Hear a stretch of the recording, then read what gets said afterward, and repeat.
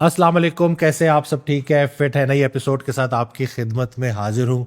थोड़ा टाइम लग गया, हम भी मसरूफ़, जो मेरे सामने बैठे हैं वो भी मसरूफ़, लेकिन आपकी पुरजोर फरमाइश पे एक दफ़ा फिर मेरे सामने मौजूद हैं डॉक्टर अफ़ान कैसर। अस्सलाम वालेकुम। अस्सलाम वालेकुम डॉक्टर वसीम, कैसे हैं आप? अल्हम्दुलिल्लाह, अल्लाह का एहसान। आप कैसे हैं? ठीक है? बस लाइफ चल रही है। दौड़ो दौड़ चल रही है जी, हाँ, अल्हम्दुलिल्लाह। लाइफ चल रही है बिल्कुल। लेकिन जब इंसान को ये एहसास होता है कि उन वीडियो से ख्याल की आसानी अता हो रही है, लोगों की ज़िंदगी में बेहतरी हो रही है, रहनुमाई मिल रही है, तो इंसान पे फिर वो थकावट हावी नहीं होती। बिल्कुल डॉक्टर वसीम, एक्चुअली इशू ही यही है कि अगर आप इस दौर में, अब ये डिजिटल जहाद है ना, आप अपनी खैर बांटते चले जाए ना, तो आप अपने हिस्से का काम कर रहे हैं। जिन्होंने उससे लेनी है राह निजात, दे विल फॉलो यू, और जिन्होंने कल्ट को फॉलो करना है वो कल्ट को ही फॉलो करेंगे। लेकिन ये ज़रूर हो सकता है कि जो लोग अभी डिसीजन के रास्ते में है ना, जो फैसला नहीं कर पा रहे, आप उनके लिए चीज़ें आसान कर दें कि ये अच्छाई है, ये बुराई है।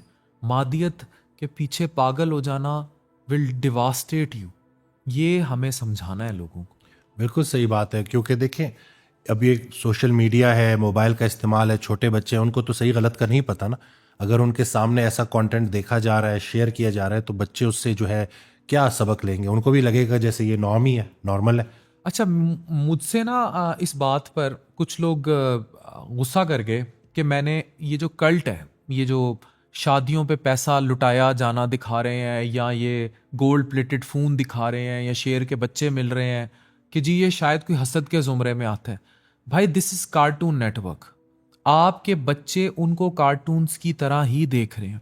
आज मेरे माँ बाप जो मेरे सुन रहे हैं, बहन भाई हमारे एज ग्रुप के ही हैं, अगर आज आपके बच्चे इस कल्ट को देख रहे हैं कि किस तरह बहनें इकट्ठी होकर अपने अपने चैनल्स बनाकर अंडर एज 18 साल से भी कम माँ बाप के साथ मजाक कर रही हैं, कपड़ों की तमीज़ नहीं है, पानी के टबों में उल्टी हो रही हैं, उसकी भी वीडियो शूट हो रही है, माँ को भी साथ लिटा रही हैं, और मादियत पे मादियत के आईफोन का नया मॉडल आ गया तो उसको लेने दुबई जाया जा रहा है, फिर वहाँ के कार्टून नेटवर्क्स के साथ मिलकर they are definitely getting money for जो आंखें आप देख रही हैं उन पे उनको लाखों करोड़ों रुपया, ये तसव्वुर भी नहीं कर सकते कि वो कितना करोड़ों रुपया कमा रहे हैं।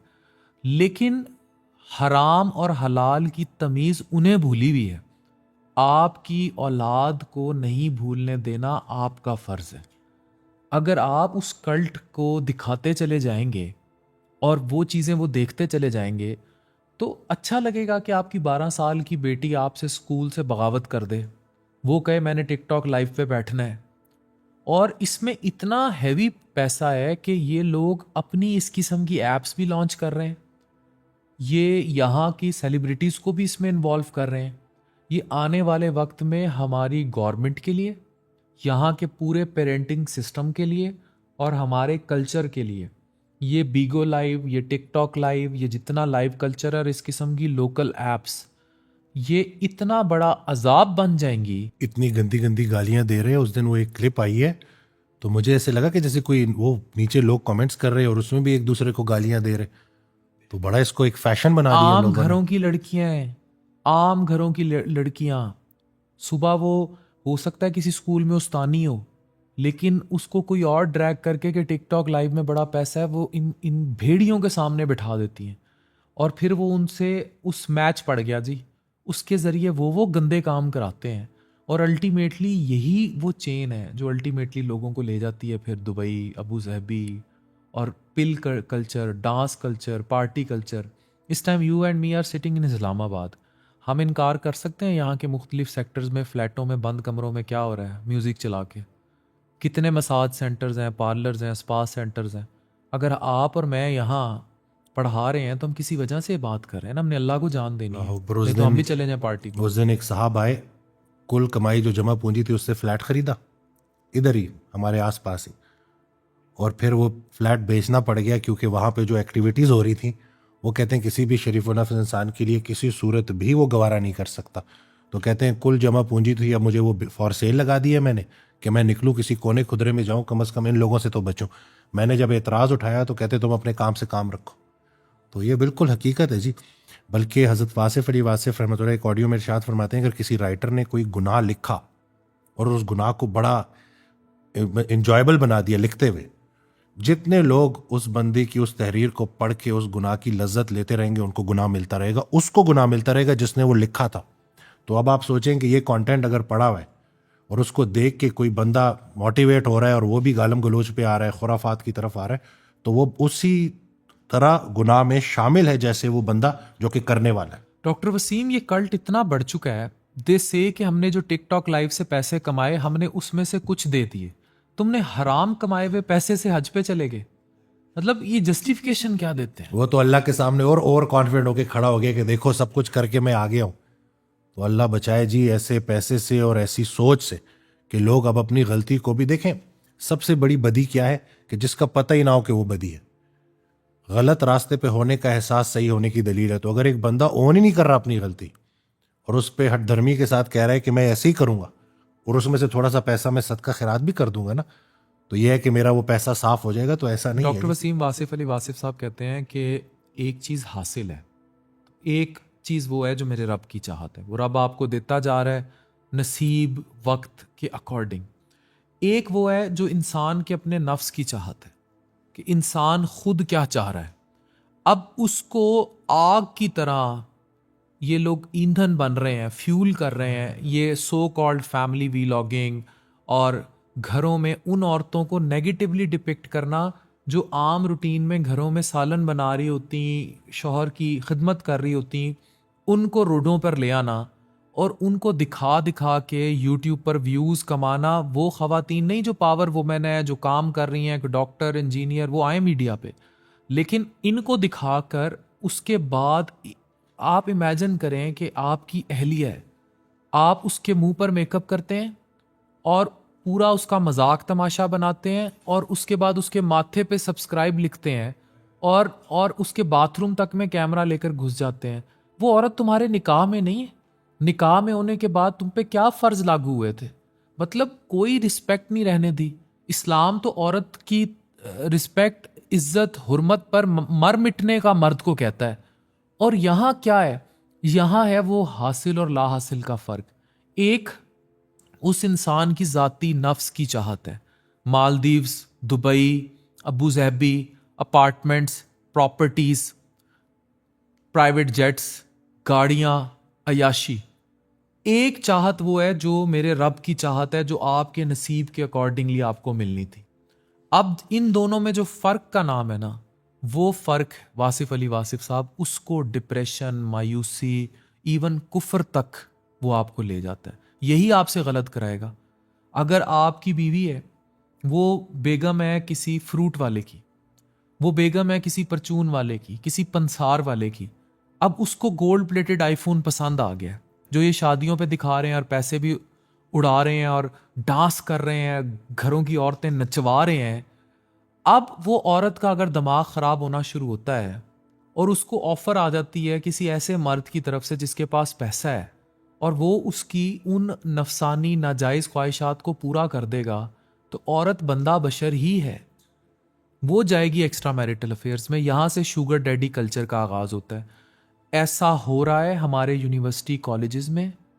सारी हॉस्टल में ख़वातीन ऐसी नहीं, लेकिन हॉस्टल में या इवन आम घरों में बच्चियाँ ये काम करने पर मजबूर हैं कि वो एक तरफ बाहर, मतलब वो भाई और बाप में प्रोटेक्शन नहीं ढूंढती, बाहर बॉयफ्रेंड फंसाएंगी या फिर किसी अडल्ट बड़े से 40-45 साल की उम्र के शख्स से या 60 साल की दोस्ती करेंगी जो उनका शुगर डैडी होगा।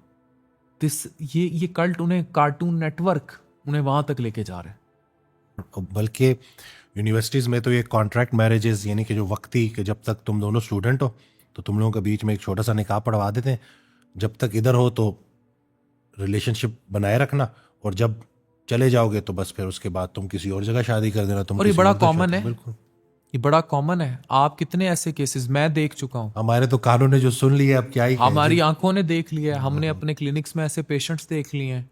लड़की आती है, वो बताती है कि जी मुझे 4 साल से एक्सप्लॉइट करता रहा है, इस्तेमाल करता रहा है। मैंने कहा बदले में क्या दिए? बदले में वही खर्चा देता रहा है। नहीं, निकाह से पहले तो उसके साथ इतना इन्वॉल्व क्यों रही? 4-5 साल का एजुकेशनल प्रोग्राम है, उस दौरान वो जो अपने ये होटलिंग, मतलब पागल ही हो गए।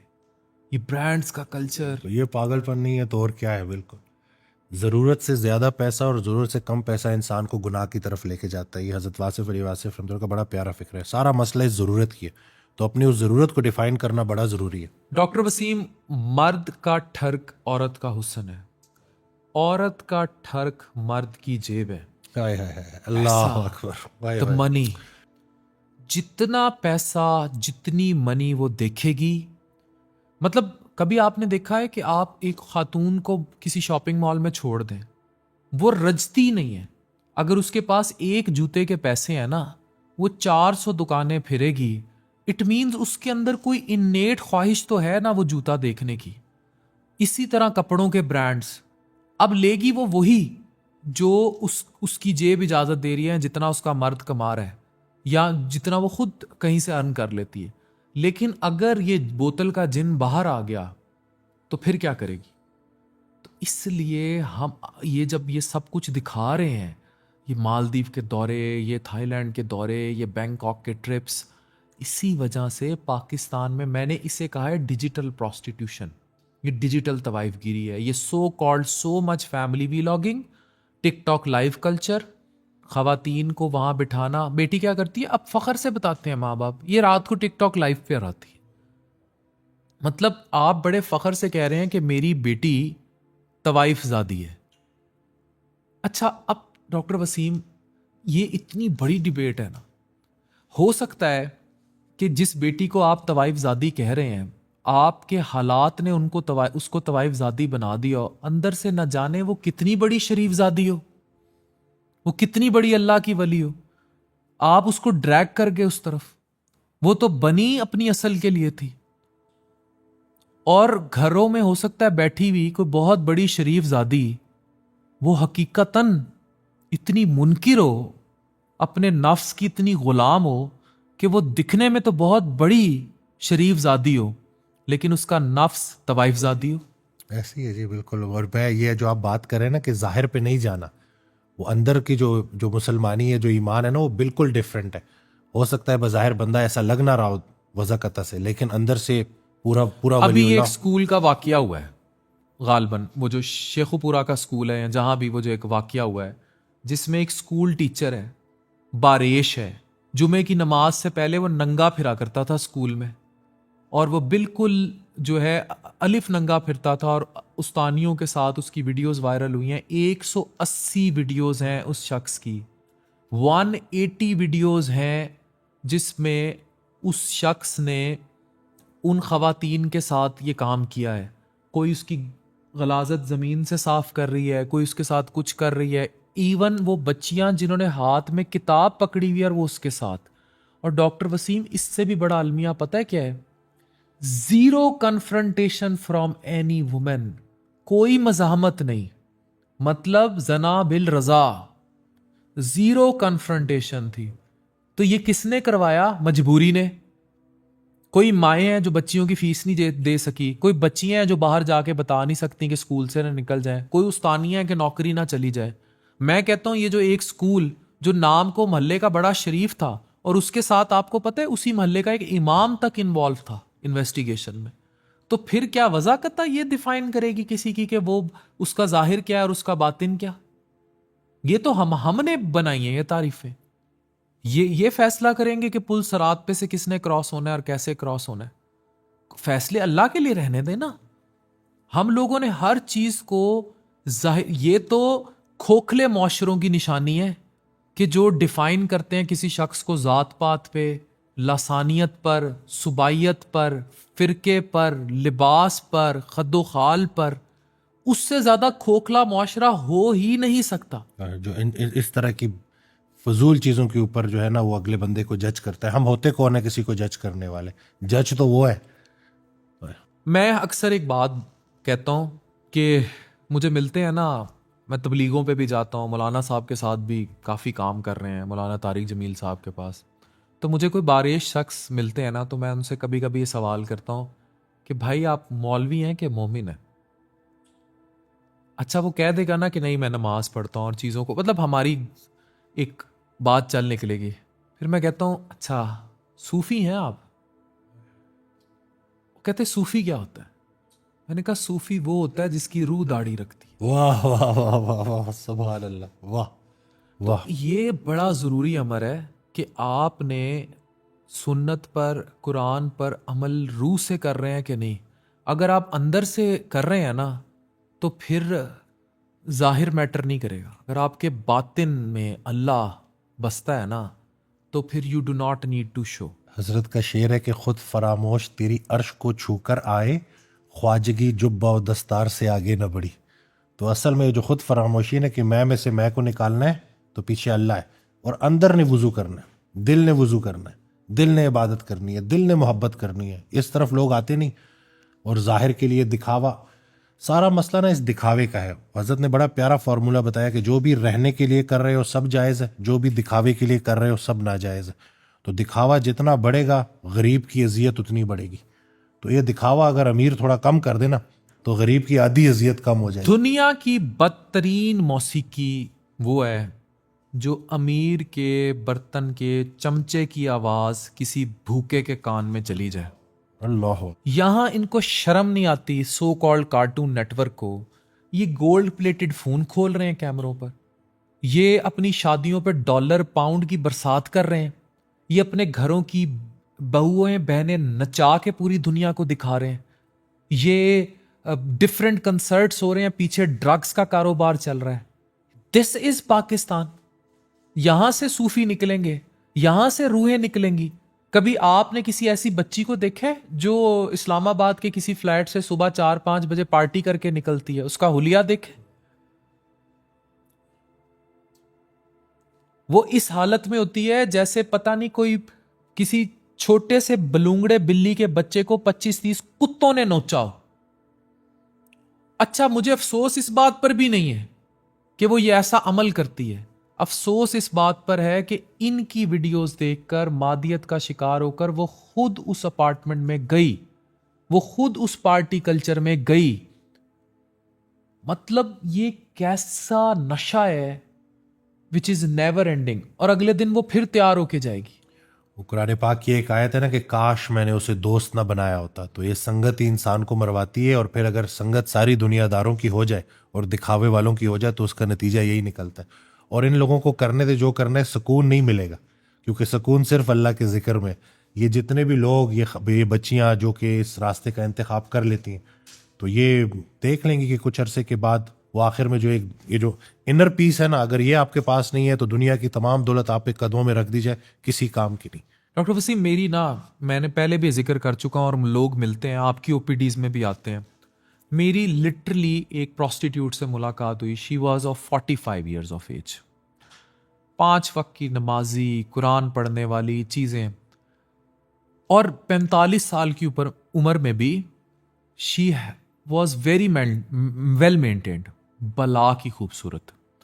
तो मैंने उससे पूछा कि आपने, और जिस गाड़ी पे वो उतरी थी, आप और मैं वो गाड़ी अभी भी अफोर्ड नहीं कर सकते। तो और जो फ़ोन उसके पास थे और जिस तरह के लोग, तो बड़े बुरे आईबीएस का शिकार, मैदे में दर्द जाता ही नहीं है, हर तरह के डॉक्टर को दिखा चुकी थी। तो मैंने, और नमाज कुरान पूरा पढ़ रही चीज़ें। तो मैंने उससे पूछा, मैंने कहा why you think this all is happening to you. अच्छा, अब डॉक्टर और पेशेंट का रिलेशन ऐसा होता है कि वो खुलता है, खुल के उसको ये डर नहीं होता कि मुझे जज किया जाएगा। हाँ। उसने मुझे कहा कि मुझे शायद ये लगता है कि शायद मैं अभी भी अपने माजी से जुड़ी हूं और वो चीज़ मुझे सुकून नहीं दे रही। फिर मैंने उससे पूछा तुम्हारा माजी क्या है? उसने बताया कि she was involve in all this, ये दुबई कल्चर और ये मैं उन तमाम लड़कियों से बात कर रहा हूँ जो जहाज़ भर के दुबई जाते हैं और मालदीव जाते हैं, या जो टिकटॉक लाइव्स पर बैठती हैं, जो इस ड्रग पार्टी कल्चर का शिकार हैं, या जिनको यूनिवर्सिटीज़ में इनकी सहेलियाँ हॉस्टलों से उठा के उस ड्रग पार्टी कल्चर पे लेके जा रही हैं। उनका एंड ये होता है। तो मैंने कहा तड़प क्या है, सुकून क्यों नहीं मिल रहा? कहती मैं चाहती हूँ कि मेरी अल्लाह से अलिफ वाली लॉ, डायरेक्ट कनेक्शन हो, लेकिन मैं ये कपड़े, ये मेकअप, ये ज्वेलरी, ये गाड़ी, ये फ़ोन, ये मेरे पास कहाँ से आएगा? मैंने कहा तेरी जवानी भी तो जा रही है, जवानी भी तो चली गई, जब उसके जाने का दुख नहीं, वो भी एक मादी चीज थी ना, इस जिस्म ने भी चले जाना है, तो इनके जाने का दुख क्यों है? इसको भी जाने दो और अल्लाह से एक दफा सच्चे दिल से माफी मांगकर वो लॉ लगाकर कोशिश तो करो। जब आपने उस कनेक्शन को खुद ही पॉल्यूट किया हुआ है, हाउ कुड यू कि आपकी वो लॉ लग जाएगी? अब ना जाने कब, अब इनमें से बहुत सारियां जब इस दलदल में फंस जाती हैं ना, वो उससे निकलना चाहती हैं। उन्हें भी पता होता है कि इन ड्रग्स में सुकून नहीं है या इस मादियत में सुकून नहीं है, लेकिन ये कल्ट इतना बड़ा हो जाता है या वो मजबूर हो जाती हैं, जिस्म हाईजैक करके बैठा होता है रूह को, वो जान नहीं छोड़ता।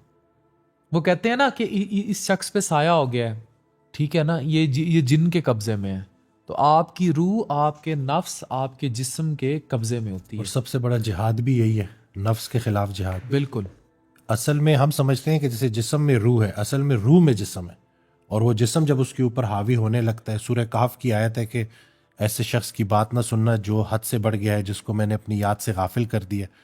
और ये यानी कि ये वो साइंस है कि जिसमें अल्लाह ताला ने बोला है कि किसी इंसान में ये देखो कि वो हद को क्रॉस करने वाला है, जिसको मैंने अपनी याद से वो जो है गाफिल कर दिया है, वो मुझे याद नहीं करता, हद को क्रॉस करता है, तो ऐसे बंदे की बात भी नहीं सुननी।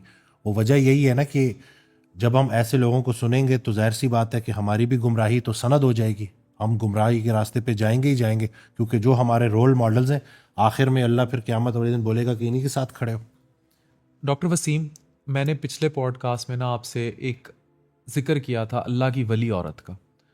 वो औरत होती है जिसकी ज़िंदगी में कोई मनपसंद शख्स आया और फिर उसने रज़ा, अल्लाह की रज़ा के लिए वो अपने शौहर और बच्चों की वफादार होगी। जहाँ वो तहज्जुद में के सजदे में गिड़गिड़ा कर दुआ मांगती रही कि उसकी याद उसके दिल से चली जाए, जो उसका मनपसंद था, वही वो शख्स जो उसका ना मनपसंद था, वो उसके लिए और उसकी नस्ल की हिफाजत के लिए तहज्जुद में दुआएं मांगती है। उससे बड़ी अल्लाह की वली कोई नहीं। मैं आज आपको बरमला कहता हूं, मैं दर्जनों ऐसे मर्द देख चुका हूं, दर्जनों ऐसे मर्द देख चुका हूं। ये जो मर्द भी ये पागल हुए फिरते हैं ना औरतों के पीछे, हर रात नई लड़की चाहिए, हर रात ये कल्चर, मैं ऐसे ऐसे मर्द देख चुका हूं जिन्होंने माजी में किसी मनपसंद औरत को खोया है और उसकी आंखों के नशे के सरूर में उन्होंने तहज्जुद के सजदों में अल्लाह से मुलाकात की। वो और जहाज हकीकत बन जाता है। बिल्कुल ऐसे वो हुई क्यों? क्योंकि वो अल्लाह की रजा पर, एक तेरी चाहत है, एक मेरे रब की चाहत है, और उन्होंने उस चाहत को दिलो जान से कबूल किया। फिर सजदा तो उस आंख के नशे में किया, आंख खुली तो सामने मेरा रब था, क्योंकि वो वफादार हो गए उस औरत के और उसके बच्चों के। तो वो तमाम मर्द जो शादी के बाद भी अपना पिछला अफेयर लेकर चलते हैं ना, वो मेरे रब की चाहत में इंटरफेरेंस करते हैं। उन्हें कभी सुकून नहीं मिलेगा, ना अपनी बीवी से, ना अपने बच्चों से, ना अपने कारोबार में, ना दुनिया में और ना आखिरत में। उस दिन एक खातून आई, वो उन्होंने ना बड़ी प्यारी बात की कि कब्र में जब फरिश्ते पूछेंगे ना कि तेरा रब कौन है, तो मैं ये जवाब दूंगी कि मेरा रब वो है जिसकी खातिर मैं बहुत कुछ कर सकती थी लेकिन मैंने कुछ नहीं किया।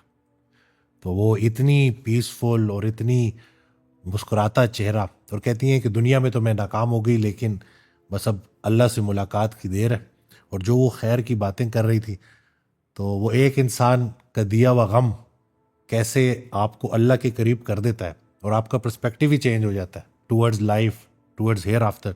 तो ये बिल्कुल ऐसी है जी कि जिसको गम में गम देने वाले का ख्याल आ गया, वो गम उसको सरफराज कर गया। तो ये बड़ा समझने वाला पहलू है। हम बस वो लोगों में उलझे रहते हैं ना, मकसद बंदा है तो नतीजा भी बंदा है, मकसद अल्लाह है तो नतीजा भी अल्लाह। तो उस दिन बड़ी प्यारी ऑडियो थी हज़रत की, उसमें इरशाद फरमाते हैं कि तवक्कुआत को मोमिन करो, यानी कि अपनी तमाम तवक्कुआत अल्लाह से रखो।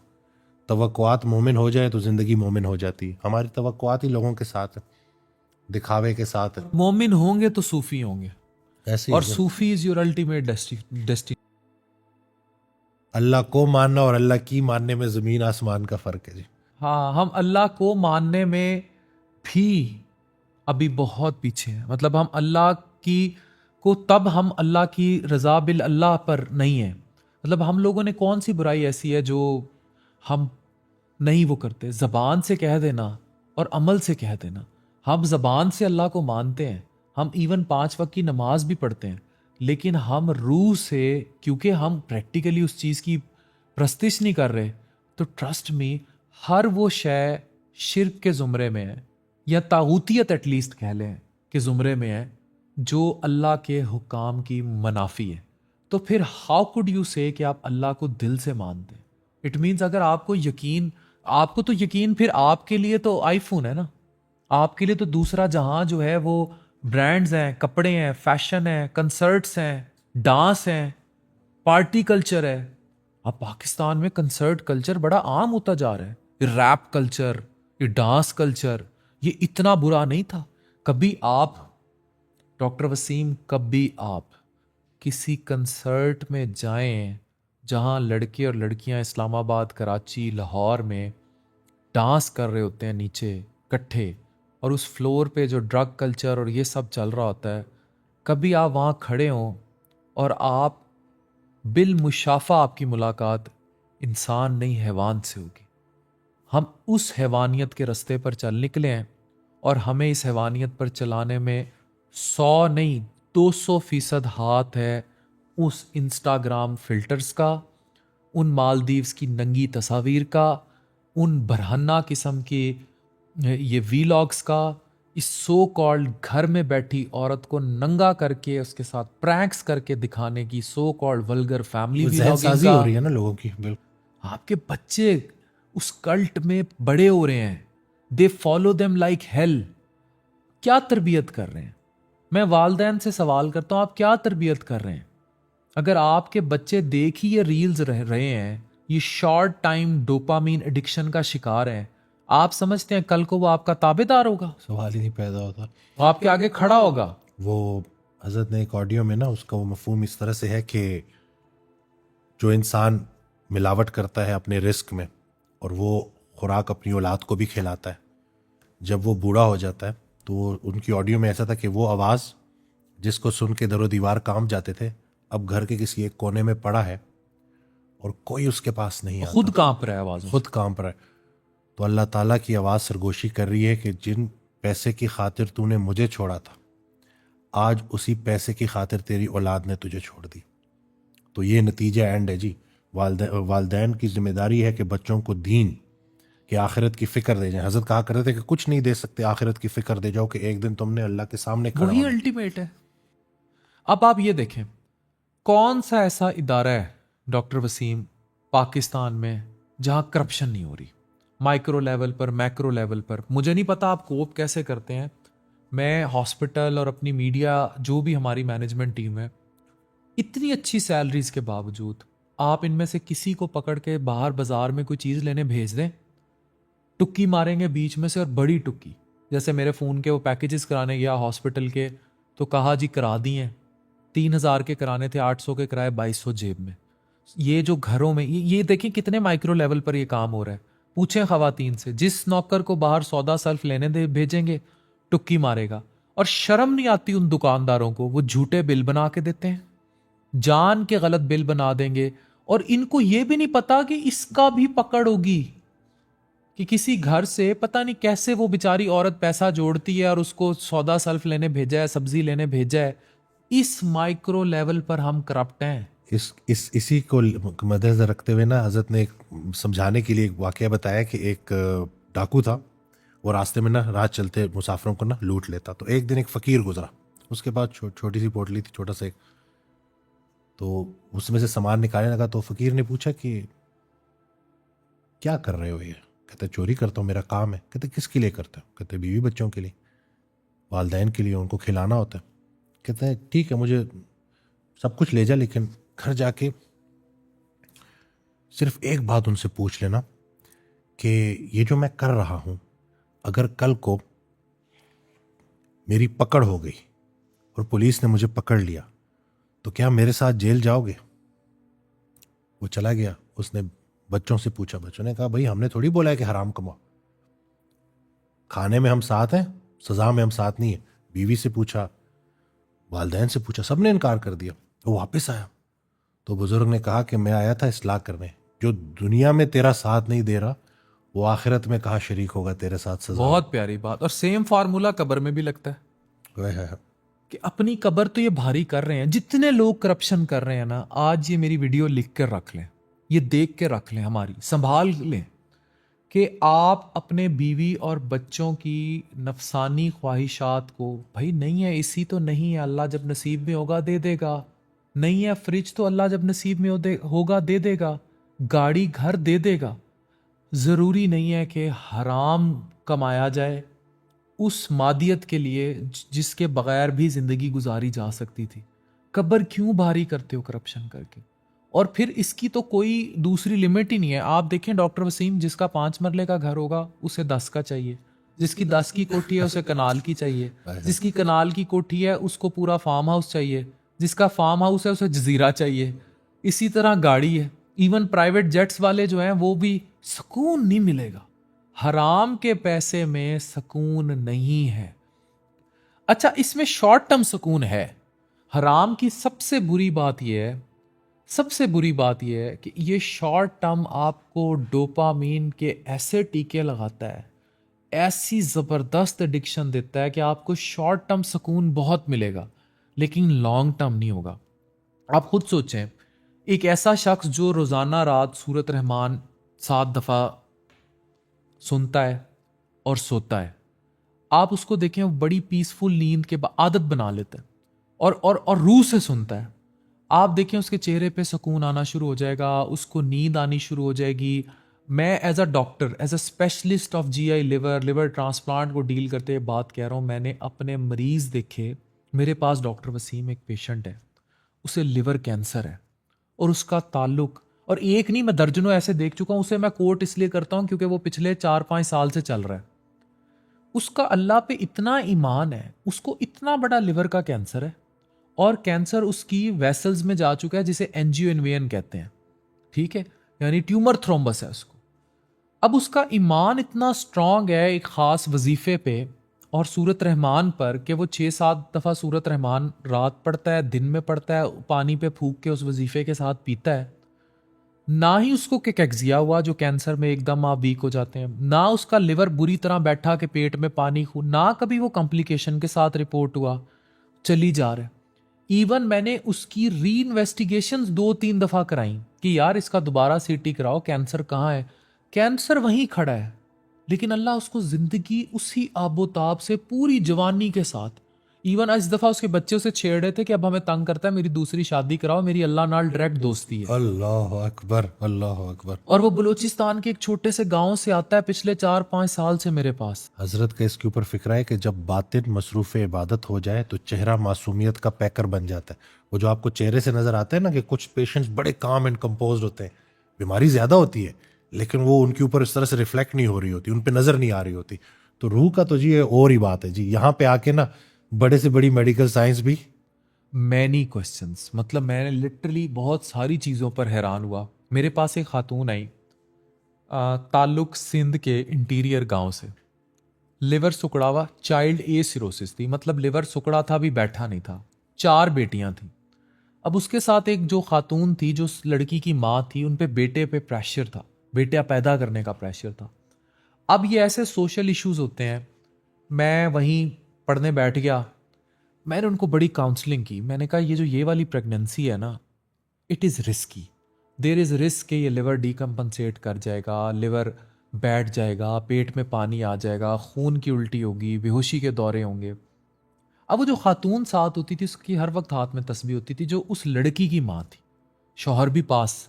मैंने उसके शौहर को समझाया, मैंने कहा इसको लिवर ट्रांसप्लांट की ज़रूरत पड़ सकती है, तेरी 4 बेटियाँ हैं, you can have pregnancy age पर medical science but it is risky.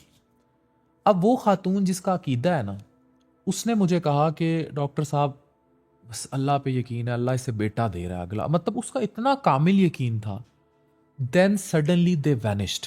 मैं इस चीज़ को इंडोर्स नहीं कर रहा मेडिकली, और मैं इस चीज़ को मना करूंगा कि अगर आपकी बीवी बीमार है तो ऐसा सोशल प्रेशर डाल के बिल्कुल ना करें। इवन दूसरी शादी करके अगर बहुत बेटे का आपके दिमाग में खलल फंसा हुआ है, जो कि गलत है, लेकिन हुआ ये कि ये रियल टाइम वाक़या। वो 1 साल बाद मेरे पास आते हैं मिठाई का डब्बा लेके, हाथ में बेटा। अब मैंने उससे कहा भाई वो कहाँ है, खातून कहाँ है?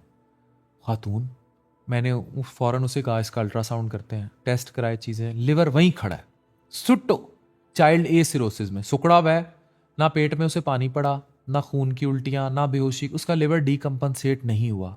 और 4 बेटियों के बाद हुआ भी बेटा। मैंने लिटरली उस औरत की तरफ देखा जो उस लड़की की माँ थी। मैंने उसे कहा बीबी कौन सा ऐसा वजीफा करती है? मैंने उसे मजाक में छेड़ा, मैंने कहा आप तो $1 मिलियन इंडस्ट्री है, ठीक है, ये तो जितने IVF और फर्टेलिटी के सेंटर ऑपरेट हो रहे हैं जो जेंडर सिलेक्शन पे काम कर रहे हैं, मैंने कहा तुम्हें तो उनकी हेड लगवाता हूँ मैं जाके, ये मैं अपनी आंखों से देख चुका हूँ।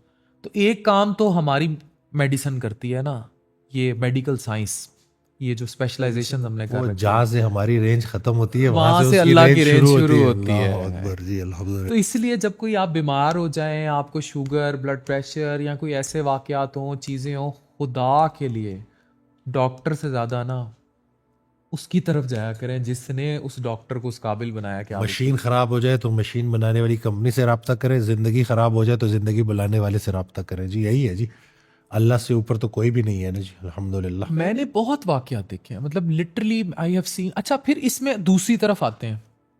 एक पेशेंट है, जो लोग अल्लाह पे यकीन नहीं रखते। मेरा एक पेशेंट था शराबी, alcoholic cirrhosis, child a cirrhosis, मतलब अभी लिवर सुकड़ा है, आप डॉक्टर हैं, आप समझ सकते हैं चाइल्ड ए सिरोसिस के, अभी बैठा नहीं है।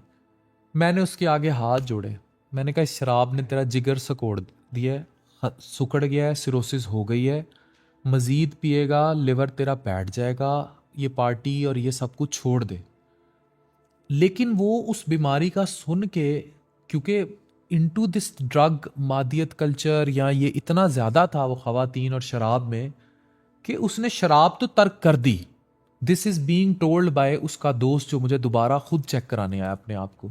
लेकिन उसने डर गया और उसने अपनी बाकी चीज़ें नहीं छोड़ी, द गर्ल्स, द बाकी चीज़ें। अब वो तो लिवर को इफेक्ट नहीं कर रही थी, लेकिन वो 1 साल में मर गया। 1 साल में वो मरीज मर गया, वो नहीं रहा, उसका अल्लाह पर यकीन नहीं था। और जिसका अल्लाह पर यकीन है, मैंने बताया 6 साल से कैंसर ने तबाही मचाई हुई है, लिवर की रगों के अंदर है, वो बाबा जी उठ के आ जाते। मेरे पास एक साहब आए, तो इसी तरह से पूरी ज़िंदगी अल्कोहल, वुमेनाइज़र। कहते हैं मेरी जो स्टोरी है ना, कहते हैं मैं फुल स्पीड में, मैं जो है ड्रंक हूँ, मैं फुल स्पीड में गाड़ी चला रहा हूँ और मुझे हार्ट अटैक हो गया स्पीड में। और उसके बाद जब मुझे होश आई, जब पता चला तो मैं अस्पताल ICU में हूँ, और जब होश आई तो होश आ ही गई, सही वाली होश आ गई। सही वाली होश आ गई।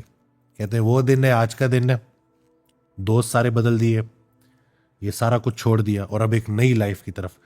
तो अभी जब मैं मुड़ के उस एक्सीडेंट का सोचता हूँ, तो मैं ये सोचता हूँ, अपने आप से क्वेश्चन करता हूँ कि वो तकलीफ थी या राहत थी। हर वो तकलीफ जो आपको अल्लाह के करीब कर दे, अल्लाह का सबसे बड़ा तोहफा है। और कहता है कि मेरी पूरी फैमिली में ना, मैं देखता था सारे नेक शरीफ अल्लाह वाले, एक बीच में मैं बिगड़ा हुआ। तो मुझे ऐसा लगता है कि वो उनकी दुआएं मेरा पीछा कर रही थी और वो दुआ करते कि अल्लाह इसको ठीक कर दे। तो वो एक्सीडेंट भी एक तोहफे की तरह आया और मेरी आंखें खुल गई। तो ये बड़ी ब्लेसिंग है जी। वो हज़रत का एक फ़िक्र है ना कि गाफिल की आंख तब खुलती है जब बंद होने वाली होती है, और तब खुली भी तो क्या खुली। तो ये वीडियोस जितनी भी हैं जो हम बना रहे हैं, जो हमारी कोशिश है कि लोग थोड़ा सोचें, अपने साथ वक्त गुजारें कि चाहते क्या है, काजर मूली की तरह आके कट जाना है या कोई अल्लाह ने किसी पर्पस के लिए भेजा। डॉक्टर वसीम, ये हमारे रियल टाइम एक्सपीरियंसेस है ना, हमें जो अल्लाह मियाँ की एक अता है ना, we deal in public with their elements.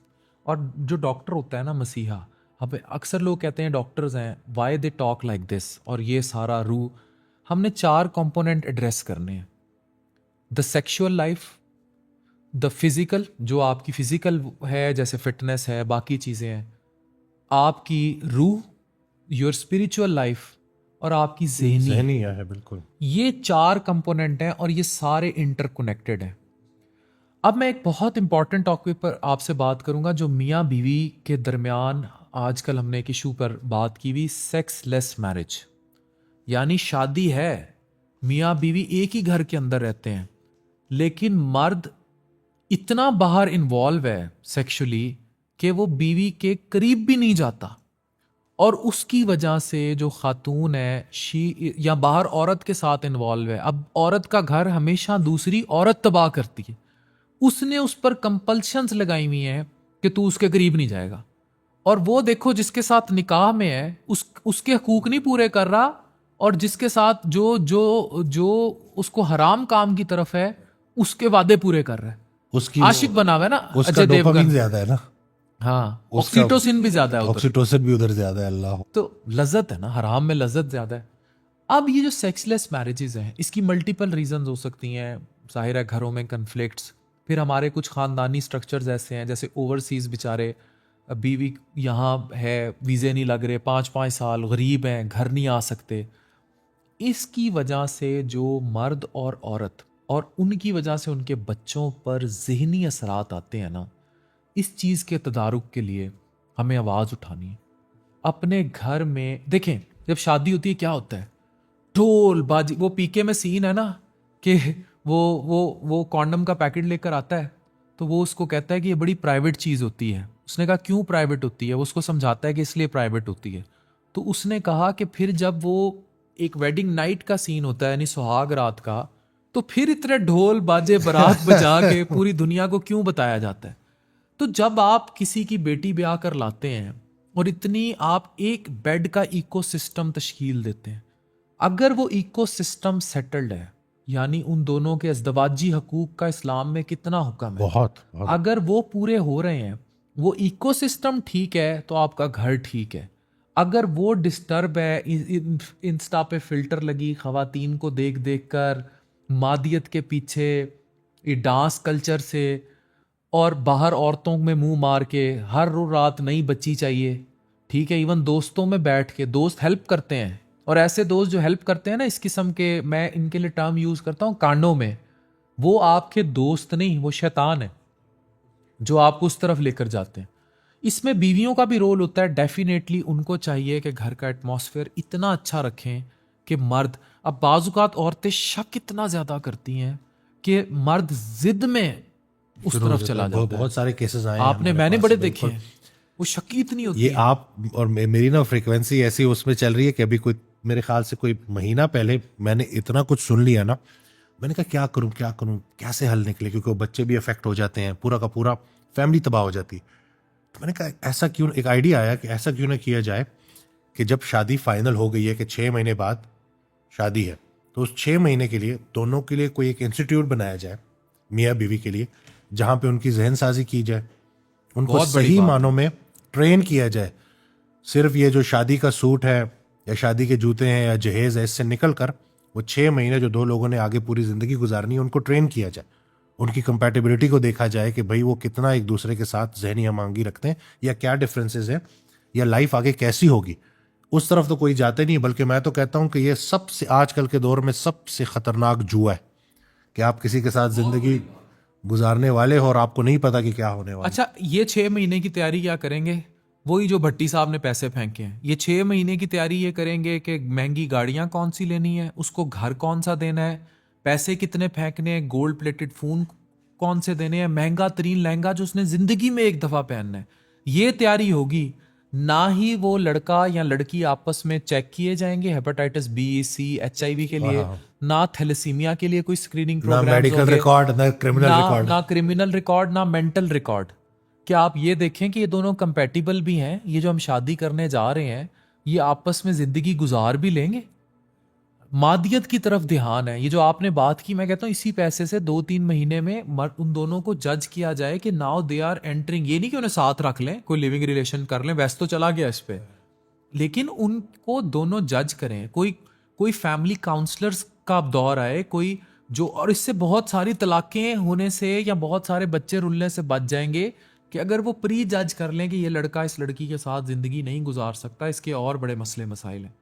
शादियां करते हैं, बेटी को सिर्फ दुबई सुनते हैं, लड़का दुबई होता है जी, दुबई, वो जो मर्जी XYZ करता है उससे परवाह नहीं, लबनान होता है, इटली होता है, जर्मनी होता है, क्या करता है, जो मर्जी करता है, स्टोर है, कसाई है, कुछ भी है, शादी कर देंगे। अब शादी क्या हुई, वो आया, अब क्या हो रहा है, ये बहुत केसेस आपने देखे होंगे। अब जी वो लड़के की वीजे के लिए कोशिश कर रहा है, वो कह रहा है मैं ले जाऊंगा इसको। 30-30 साल गुजार देते हैं, 4-4 5-5 बच्चे पैदा हो जाते हैं, ना वो वीज़ा आता है, ना वो बेटी को लेके जाता है, और वो बिल्कुल बेवगी की ज़िंदगी गुजारती है, द सेक्सलेस मैरिज। और इस तरह की हमारे यहाँ शादियाँ होती हैं सिर्फ इस नाम पे कि वो मर्द जो है वो बाहर काम करता है और वो स्टेबल है। ये क्या स्टेबिलिटी हुई भाई, ये तो गुनाह है। उस दिन एक केस आया और शादी को मेरे ख्याल से 2 साल हुए हैं, तो बेटे को 5 साल से कोई शदीद कोई जहनी कोई बीमारी थी और शादी के वक्त ये बात नहीं बताई गई। तो जब शादी के बाद पता चला कि ये तो जहनी तौर पे ठीक ही नहीं है और ना इलाज करवाता है और थोड़ा ओसीडी भी और काफ़ी सारे इश्यूज थे ना, तो कहती है कि वो लड़की की माँ ने जब पूछा ना लड़के के बाप से कि आपने ये बात क्यों नहीं बताई, कहते मैंने ज़रूरी नहीं समझा, घर है, गाड़ी है, पैसा है, तुझे और क्या चाहिए तेरी बेटी को। यानी कि लोग पैसे को इतना वैल्यू करते हैं कि उन्हें लड़के की मेंटल हेल्थ से लेना देना कोई लेना देने नहीं। और अब वो बेचारी जो है और वो फाइट करना चाह रही, कह रही है कि किसी तरह से ये ठीक हो जाए, तो मैं इसके साथ ज़िंदगी गुजारना चाहती हूँ, मैं ये डिवोर्स का वो अपने ऊपर नहीं लेना चाहती, मैं इस शादी को एक ट्राई ज़रूर देना चाहती हूँ पूरी एफर्ट के साथ। तो मैं ये देख रहा, मैंने कहा अब लोगों को कैसे बताएं कि जी ये कितना इंपॉर्टेंट है, कि पहले से जो इंपॉर्टेंट चीज़ें उनको देखें।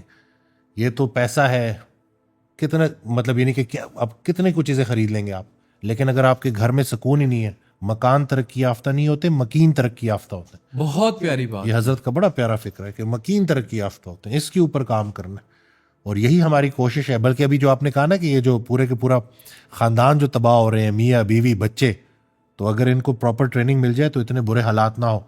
और इसी पॉडकास्ट में मैं पहली दफ़ा सलाम कर रहा हूँ उन मियाँ बीवी को जो साथ आते हैं, कि कम से कम हिम्मत करके डॉक्टर तक आ जाते हैं कि सानू ठीक करो, साढ़े झगड़े नहीं मुक रहे। बिल्कुल, जो आके काउंसलिंग ले लेते हैं। आप इमेजिन करें, ऐसे कपल्स भी हैं भाई कि एक मर्द ना, मुझे ये एक इनफर्टिलिटी सेंटर से खातून लेडी डॉक्टर ने बताया कि डॉक्टर अफान आपने इस पे भी वीडियो करनी है।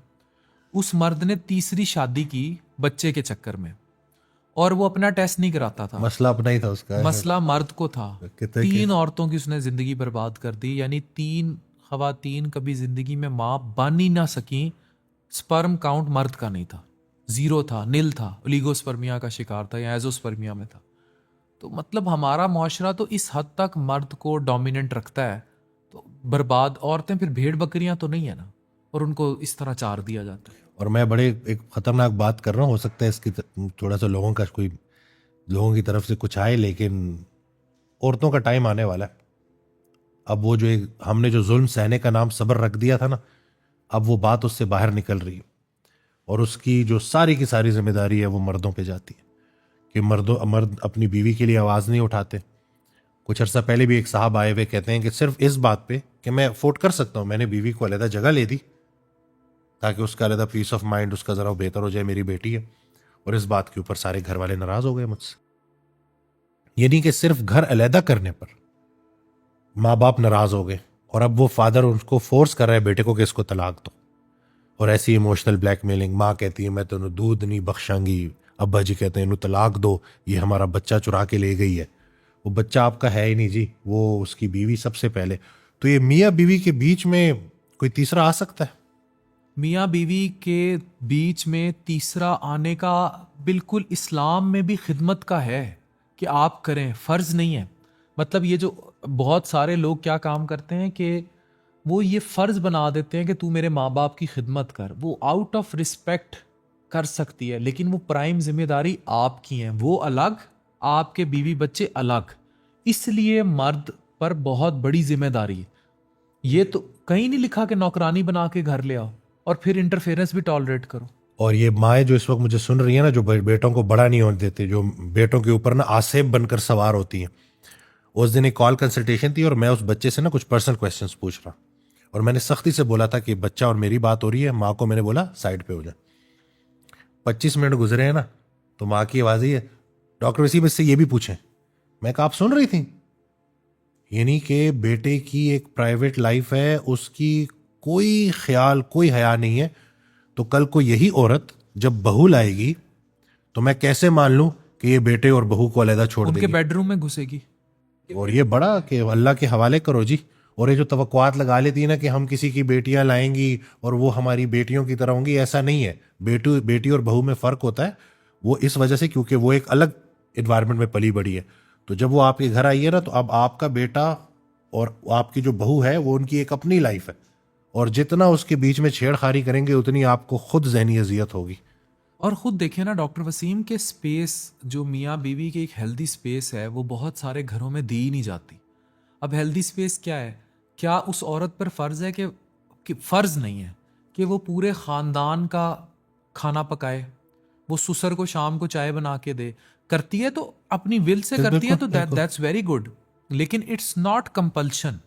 उस पर इससे होता क्या है, जब आगे बच्चे हो जाते हैं फिर एक एक दो दो बच्चे ही वो औरत को घुमा देते हैं, तो वो कैसे वो सास ससुर की भी सारी चीजें पूरी करे? मैं ये नहीं कह रहा, अगर वो कर सकती है तो जरूर करे, आउट ऑफ रिस्पेक्ट करे, आउट ऑफ रिस्पेक्ट, फर्ज नहीं, जबर पे ना करे, मोहब्बत जबर के नहीं। साथ करती है, करे, अल्लाह उसको अजर देगा। हाँ, लेकिन जब अब खानदानों में जबर है इस बात पे, शाम दी मैनू बहू ने चाह नहीं पूछी, और इस बात पे जनाब बड़ा अजाब डाल देते हैं घरों में।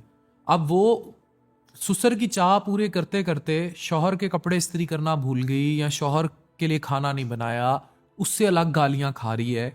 ये अब वो टॉपिक्स हैं जिनको आउट ऑफ बर्स्ट अब सामने आना चाहिए। भाई तुम नौकरानी तो नहीं लेकर आए घर, और लोग इस बात को नहीं देखते। और फिर सबसे ज्यादा रोल मैं फिर कहूंगा, आपने कहा ना वो माएँ जो जिन की तरह साया करके अपने बेटों पर सवार होती हैं, वो सबसे बड़ी वजह होती है घरों में तलाकों की। वो अपने शौहर को, इसी तरह वाइस वर्सा है, वो माएँ जो बेटी ब्याने के बाद सारा दिन उसके साथ फोन पे चिपकी होती हैं, वो भी घर तबाह कर देती है। जो औरत अपना मेका नहीं छोड़ती ना, वो अपना आगे ससुराल नहीं बसा सकती। यही फार्मूला मर्द पे भी लगता है। जो मर्द अपने माँ बाप की ड्यू रिस्पेक्ट मेंटेन करते हुए एक लाइन ड्रॉ करके अपनी बीवी को वो रिस्पेक्ट इक्वल नहीं दिलवाता, वो भी घर तबाह कर देता है, क्योंकि वो तुम्हारी लिए आई है। उस पर जो अल्लाह मियाँ ने हकूक फ़राइज़ जो भी डायमेंशन हैं, वो तुम्हारी ज़ात के महवर तक है। वो अगर पूरी करती है, तुम्हारे बच्चों की अमीन है। क्यों एक 18, 19, 20 साल की बच्ची पर इतनी बड़ी किचन की जिम्मेदारी, फिर 60 साल के एक बाबा जी की जिम्मेदारी, इतनी उम्र की खातून की जिम्मेदारी? अच्छा, फिर इसकी वो हैं शाखें, नंद आ गई, रिटायरमेंट प्लान है ना ये सारे इनके, नंद आ गई, उसके खर्चे पूरे करे। अब वो शौहर बेचारा जो जो अपने बीवी और अपने माँ बाप को ही बड़ी मुश्किल से पूरा कर रहा है, फिर उसने बहन के बेटे को कोई गाड़ी पसंद आ गई, वो भी लेके देनी है, ठीक है। बहनोई को कोई मोबाइल फोन लेना है, उसने वो भी लेकर देना है। ये हमारा खानदानी सिस्टम है ना। लानत है ऐसे खानदानी सिस्टम पर जिसमें तुम अपनी बीवी को पूरा नहीं कर रहे, उसने पुराने फटे हुए कपड़े पहने हुए हैं, और तुम अपने बहनोई को और उसके बच्चों को भरते फिर रहे हो सिर्फ नाक रखने के लिए। ऐसी नाक तो खुद कैंची से काट देनी चाहिए। बेशर्मी का मकाम है कि तुम्हारे पास बीवी के लिए पैसे नहीं है, बच्चों के लिए पैसे नहीं है, बाहर औरतों के लिए पैसे हैं, अयाशी के लिए, या फिर खानदान में नाक रखने के लिए पैसे हैं। अभी तो मुझे सबसे बुरा जो कॉन्सेप्ट लगता है ना पाकिस्तान में, वो बारात और वलीमे का लगता है। अभी ये शादियों का सीजन है ना, कर्जे उठा उठा के एक वक्त का खाना लेविश खिलाएंगे उन लोगों को जिन्होंने, तुम आज मर जाओ उनमें से आधे तुम्हारे जनाजे पे भी नहीं आएंगे, आधे भी तुम्हारे जनाजे पे नहीं आएंगे। और वो बेगम जो विधवा बेवा होके उधर बैठी होगी, वो नहीं हटेगी जगह से, वो नहीं हटेगी, वो बैठी होगी बेचारी। आप ये देखें, जितनी भी डॉक्टर वसीम आजकल ये शादियां हो रही हैं, ये लेविश पैसे उजाड़े जा रहे हैं। इवन अभी ये जो एक टिकटॉकर की शादी हुई है जिसे गोल्ड प्लेटेड फोन मिले हैं, सारा कुछ है, ये अभी एक मुसीबत में फंसा था, ठीक है, जिस पर इस पर मुकदमे हो गए, चीजें पूछे उसको बुला के कितने लोग उसके साथ गए जो उसकी शादी में आए हुए थे, उस टाइम सारे भाग गए। आप इमेजिन करें, हम आप और मैं डॉक्टर हैं, हमने अटेंडेंट काम करने हो ना, हम कहते हैं इनू 4 दी खून दी बोतलां लगनगियां, इन्होंने कहो जरा खून जमा करान, सारे भाग जाते। तो तुम ऐसे लोगों को खिलाने के लिए 10-10 डिशों की पार्टियां कर रहे हो, इतने रोश खाने चल रहे हैं, चिकन चल रहे हैं, चपली कबाब चल रहे हैं, कढ़ाइयां चल रही हैं, चावल चल रहे हैं। मैं गारंटी से कहता हूं, जिस दूल्हे और दुल्हन के लिए किया जा रहा है ना, अगर वो उस दुनिया पे ना हो या उनका कोई अजीज मर जाए, उनमें से 1/3 लोग भी जनाजे पे नहीं आएंगे। तो फिर किन को खिला रहे हो तुम? सादगी से निकाह करो, वही पैसा उस लड़की को और उस शौहर को दो, उससे वो अपनी आगे लाइफ बेहतर करें, कोई बिजनेस करें, कोई आगे बच्चों का सोचें, कोई मुस्तकबिल बनाएं। इतना रुथलेस शादी कल्चर, और इसको ये प्रमोट करने वाले the so called family vlogger. मतलब आप यही जिस साहब की मैं बात कर रहा हूं, जिसकी शादी इतनी, मतलब ये मॉल में जाता है तो वहां 11-12 साल की बच्चियां बेहोश हो जाती हैं इसको देख के। कौन सा ऐसा आतिफ असलम है ये जो मॉल में एंट्री देता है, जो दिल का दौरा पड़ जाता है इनको, या ये माइकल जैक्सन की औलाद है कि इसकी कंसर्ट पे लोग बेहोश हो रहे हैं। ये सिर्फ जहनी माउफ कर दिया गया है जनरेशन को कि जनाब ये आ गया, गाने बनाए हुए हैं इनके नामों पर कि जनाब ये आ गया और वो आ गया, वीगो डाले, गार्ड्स, पराडो, क्या ऐसा उसने जिंदगी में काम कर लिया भाई। सो के उठता है, अपनी माएं बहनें दिखानी शुरू कर देता है, रात वॉशरूम में ब्रश करने से लेकर वो कैमरा बंद करता है, फिर टिकटॉक लाइव पे बैठ के गंदी गालियां देता है, लड़कियों के कपड़े उतारता है, और वो इतना बड़ा हीरो बना दिया, और पूरी सोसाइटी ने फिर उसको चैनल्स कवर कर रहे हैं। मैं रेटिंग के चक्कर में, मैं फिर बरमला कैमरे पे कहूंगा कि जो चैनल्स ऐसी कवरेज करते हैं रेटिंग के चक्कर में, उन लोगों को भी देखना चाहिए कि ये जो कमाई आ रही है ये हराम है कि हलाल है। चाहे वो डिजिटल चैनल्स हैं, चाहे वो सोशल मीडिया के हैं। क्या ऐसा उसने, मैं लिटरली, चलो आतिफ असलम के कंसर्ट पे कोई लड़की बेहोश होती है तो समझ आती है, एक 11-12 साल की लड़की शॉपिंग मॉल में बेहोश हो रही है कि वो साहब गुजर रहे हैं और चीजें, और वो देख के, इसका मतलब है कि वो जहनी तौर पे मफलूज कर दी गई। और किया इसी डिजिटल तवाइफगिरी ने, इसी डिजिटल प्रोस्टिट्यूशन ने जो इंजेक्ट कर दी मादियत उसके जहन में, इसी ने किया। और वो जो ये इस तरह ये बहनों का जो कल्ट था सारा, वो जो मादियत दिखा रहे हैं ये टिकटॉक स्टार, मुझे आज तक समझ नहीं। अच्छा, आप और मैं दोनों टिकटॉक पे डालते हैं, हम ये इस्लाह की वीडियोस डालते हैं।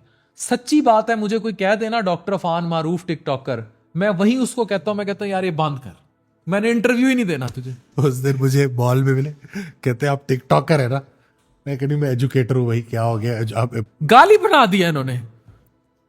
अल्लाह अकबर। और ये जनाब इतने इतने 20-20, 30-30 मिलियन फॉलोअर करते क्या है, ये एक्सप्रेशन बड़े अच्छे देती है, ठरकी ठरकोले इकट्ठे हुए हैं इनके पीछे। सिर्फ ये उनकी सर्दियों की रातों के गुनाह का सामान है ये इस तरह की टिकटॉकर्स, इससे ज्यादा इनकी कोई औकात नहीं है। इनके लिए हजरत का एक फिक्र है कि झूठों के मुआशरे में मशहूर होना बदनाम होने के बराबर है। तो ये जो जिन लोगों में इनकी शोहरत है, आप अपना हल्का तासीर देखें, हल्का अहबाब देखें कि आप किन लोगों में मशहूर हैं, तो अब वो आपको पता चल जाएगा। अगर आप अच्छे लोगों में मशहूर हैं तो आप अच्छे हैं, और अगर आप ऐसे लोगों में मशहूर हैं तो फिर आप देख लें। सर अब इनमें मसला ये है ना, ये लोग हैं कौन, ये हमारी नस्ल है। 8 से 18 साल के बच्चे हैं जो सबसे ज्यादा इनके फॉलोअर्स हैं, और अब वो एक्सटेंड हो गए हैं 18 से 25-35 साल तक। ये पाकिस्तान का फ्यूचर है जो इन कार्टून नेटवर्क, इस कल्ट के हाथ चढ़ गया। इनकी तो वीडियो से इतना पैसा है, अब इसमें बिजनेस इन्वॉल्व है। अब बिजनेस है तो होता क्या है कि बड़े बड़े जिनके रेस्टोरेंट्स हैं, आपसे मुझसे भी राब्ते कर चुके होंगे कि मार्केटिंग आप करते हैं, हम ये शो करेंगे कि रेस्टोरेंट आपका है और इतना शेयर मुका लें। इसी तरह के इन कार्टून नेटवर्क्स ने लाहौर में भी खोले हैं रेस्टोरेंट्स, और जिसके साथ मुआहदे करके खोले हैं मुझे उस साहब का भी पता है। ठीक है, होता यह है कि they just do that marketing. लोग समझते हैं कि यार इनके पास इतना पैसा है कि इन्होंने देखो इतने बड़े बड़े रेस्टोरेंट्स खोल लिए, गाड़ियां खोल ली। ये नहीं पता होता कि वो भी इन्हीं की उस चीज को बेच के, मादियत को बेच के नोट कमाएंगे। उनको तो बस ये है कि कौन कितना बड़ा क्राउड पुलर है ना, कि कौन कितनी क्राउड को बुला लेता है। तो अब वो क्राउड किस तरह का है देखें। वो हम जो एक जगह बैठे थे तो एक बच्चे ने सवाल पूछा लाहौर में कि मेरी वीडियोस को इतने व्यूज़ नहीं आते। तो मैंने कहा अगर किसी एक बंदे की भी इस्लाह हो गई ना तो तुम्हारा काम पूरा हो गया। मकसद इस्लाह होना चाहिए, और पैसा तो बाय प्रोडक्ट है। क्राउड पुलर की ये बात करते हैं। क्राउड पुलर रात को नंगा मुजरा करने वाली, कोई स्टेज पर जो नंगा मुजरा कर रही होती है, पाकिस्तान में स्टेज ड्रामों में होता है ना, वहां नीचे क्राउड नहीं बैठे होते, वो क्राउड पुलर नहीं। वो भी तो क्राउड पुलर है, वो कपड़े उतारती जाएगी। ये जो बैली डांस हो रहे होते हैं वो वहां क्राउड पुलर्स नहीं होती। ये किस किस्म के क्राउड पुलर है? They are ultimately crowd puller और आखरत पुशर। बिल्कुल, ये उनकी आखरत तबाह कर रहे हैं। वो मुझे वो हजरत का फिक्र याद है कि अगर जहन्नुम की, वो समझाने के लिए बात करते कि अगर जहन्नुम के दरवाजे पे खड़े होकर पूछो ना कि क्या चीज़ जहन्नुम में ले आई, तो लोग कहेंगे हमारी सारी ख्वाहिशात पूरी हो गई थी। और अगर जन्नत के दरवाजे पे खड़े हो जाओ तो लोग बोलेंगे कि हमारी कोई ख्वाहिश पूरी नहीं थी हुई। तो ख्वाहिश के पूरे हो जाने से ज़्यादा ज़रूरी है कि आपका मकसद क्या है। वो ख्वाहिश की तो पहले इस्लाह कर लो। कुरान पाक की बड़ी प्यारी आयत है कि हो सकता है तुम अपने लिए कुछ पसंद करो जो तुम्हारे लिए ठीक ना हो सकता है तुम अपने लिए कुछ ना पसंद करो जो तुम्हारे लिए ठीक हो। तो हमें तो अपनी पसंद का भी नहीं पता, उस्ताद है नहीं, रहबर छिन गए हैं और अपनी हद से तजावुज़ ये लोग अच्छा, कर रहे हैं। इसमें डॉक्टर वसीम एक बहुत मेजर रोल हमारा स्कूलिंग सिस्टम भी है। मैं आज उस पर भी बात करना चाहूँगा। हमारा स्कूल सिस्टम भी मादियत पढ़ा रहा है। पहली बात तो एक क्लियर तफरीक है। मैंने अभी पंजाब के एजुकेशन मिनिस्टर का इंटरव्यू किया। मैंने कहा सर आप ये बताएं, आप पाकिस्तान में एक निसाब कब ला रहे हैं? 1 यूनिट 1 निसाब। जवाब नहीं था। दूसरी बात करें, क्या टाटों पे पढ़ने वाला बच्चा बीकन हाउस LGS में पढ़ने के वाले बच्चे के बराबर हो सकता है? नहीं हो सकता। मुआशरे में जब आएंगे ये दोनों बराबर हो गए। एक इतना प्रिविलेज्ड चाइल्ड है, इतना प्रेस्टीज चाइल्ड है, दूसरी तरफ एक चौकीदार का बच्चा है। मुआशरा दोनों के लिए सेम है, निसाब दोनों ने अलग अलग पढ़ा है। अब 99% वो बच्चा जो चौकीदार का बच्चा था, जो टाटों में पढ़ा है, वो पाकिस्तान का फ्यूचर है। और ये जो LGS, बीकन हाउस और ये सब हैं, they are train to leave this country. They think Pakistan a cult. ये पासपोर्ट अपने अम्बलाइकल कॉर्ड में लेकर पैदा होते हैं। They are born British national और UK नेशनल और USA नेशनल और वट एवर, और they are trained in those schools you are a different class, they are shit। ठीक है, ये जो टिम हॉर्टन नस्लें हैं ना, टिम हॉर्टन ठीक है, ये जाती है बीकन हाउस और ये हर जगह, इनको क्या लगे। और स्कूल्स में उनका माइंडसेट भी ये बनाया जाता है। तो जब तक हमारा, मैं फिर कहूंगा, अब दूसरी तरफ, एक तरफ ये एजुकेशन सिस्टम, एक नहीं दो पाकिस्तान, दूसरा फर्क डाल रहे हैं यही so called the vulgar family vloggers और ये टिकटॉक पे नाचती खवातीन। अब होता क्या है कि ये जब डिफरेंस डाल देते हैं, अब वो टीचर हैं। अब मुझे बताएं, आपकी, मेरी, हमारी नस्लें डॉक्टर बनना क्यों पसंद करेंगी जब उन्हें पता है कि डॉक्टर तो 20-25 हज़ार में धक्के खाता है, जबकि जो एक टिकटॉक स्टार है वो तो पूरा मॉल इकट्ठा कर लेती है। वो तो एक रात में एक शेर से 1,20,000 कमा लेती है, 60-70 हज़ार उसे कट के आ जाता है। इतनी एक MO की सैलरी नहीं है पिंडी, इस्लामाबाद, मुल्तान में, लाहौर में। ठीक है, वो क्यों करोड़ों रुपया आपका ज़ाया करके डॉक्टर बनेगी? हराम में आपने लज्जत ही इतनी ज़्यादा पैदा कर दी, फिर उसमें लज्जत पैदा करने से ज़्यादा उसको लीगलाइज करना उससे बड़ा गुनाह है। फिर आपके ये जितने मैंने आपको नाम लिए हैं, जितने बड़े स्कूल कॉलेजेस के कल्चर्स हैं, ये सारा कुछ है।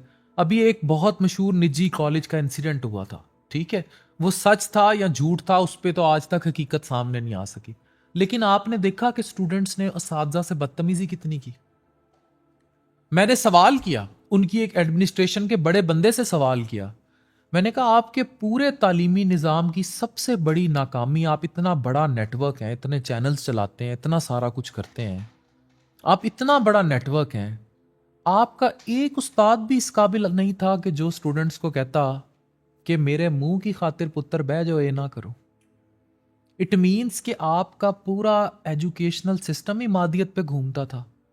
मैंने कहा मेरे ख्याल में अगर आप आतिफ असलम को बुला लेते और वो कह देता ना, ये क्राउड को ठंडा कर देता, वो ठंडा कर देता। इट मीन्स आपने आतिफ असलम से बड़ा कोई उस्ताद पैदा नहीं किया आपके तालीमी सिस्टम। ये इनको समझ नहीं आती। तो हमारा एजुकेशनल सिस्टम जो है ना पाकिस्तान का, और इसकी तफरीक, इसका बंटवारा, ये सबसे बड़ा कल्ट है पाकिस्तान में। इसका बंटवारा बहुत खतरनाक है। मतलब सारा शर स्टार्ट ही यहीं से हो रहा है ना, कि वो फर्क ही इतना है जो बिल्कुल, एक तरफ टिम हॉर्टन नस्लें और दूसरी तरफ चाचा बशीर की नस्लें, और दोनों में इतना तफरका है कि आप तसव्वुर भी नहीं कर सकते। अब जब चाचा बशीर वाली नस्ल टिम हॉर्टन बनने की कोशिश करेगी तो वो किसी गरीब घर से 13-14 साल की उम्र में टिकटॉक पर नंगी आएगी। अल्लाह अकबर। ये समझना जरूरी। वो जितना डिफरेंस बड़ा है ना, उतना ही ये मसला फिर पेचीदा हो जाता है। बिल्कुल ऐसी है जी। और आजकल तो घर बैठे आप कुछ भी कर सकते हो। यही तो इनको समझ नहीं आ रही ये गारंटी देंगे कि इनकी 13-14 साल की जो बच्ची है, जो रात को इवन अब वीडियो गेम्स, अब AI generated apps, AI generated girlfriends, ये गारंटी, ऐसी ऐसी एप्स हैं जो कहती हैं सब दिखा दो राजदारी के साथ, ये उनके टैग दिखा लाइन्स दो हैं, राजदारी के साथ है ऐसी एप्स, मुझे खुद आई हैं एड्स, ठीक है। अब होता क्या है उन एप्स पे, जब ये उन एप्स पे जाती हैं, पीछे there are people who work connected with dark web और सारा कुछ, वीडियो गेम्स खेलती बच्चियां या बच्चे, उन्होंने अपने घरों के राज दिए हैं या उन्होंने अपनी न्यूड पिक्चर्स दी हैं।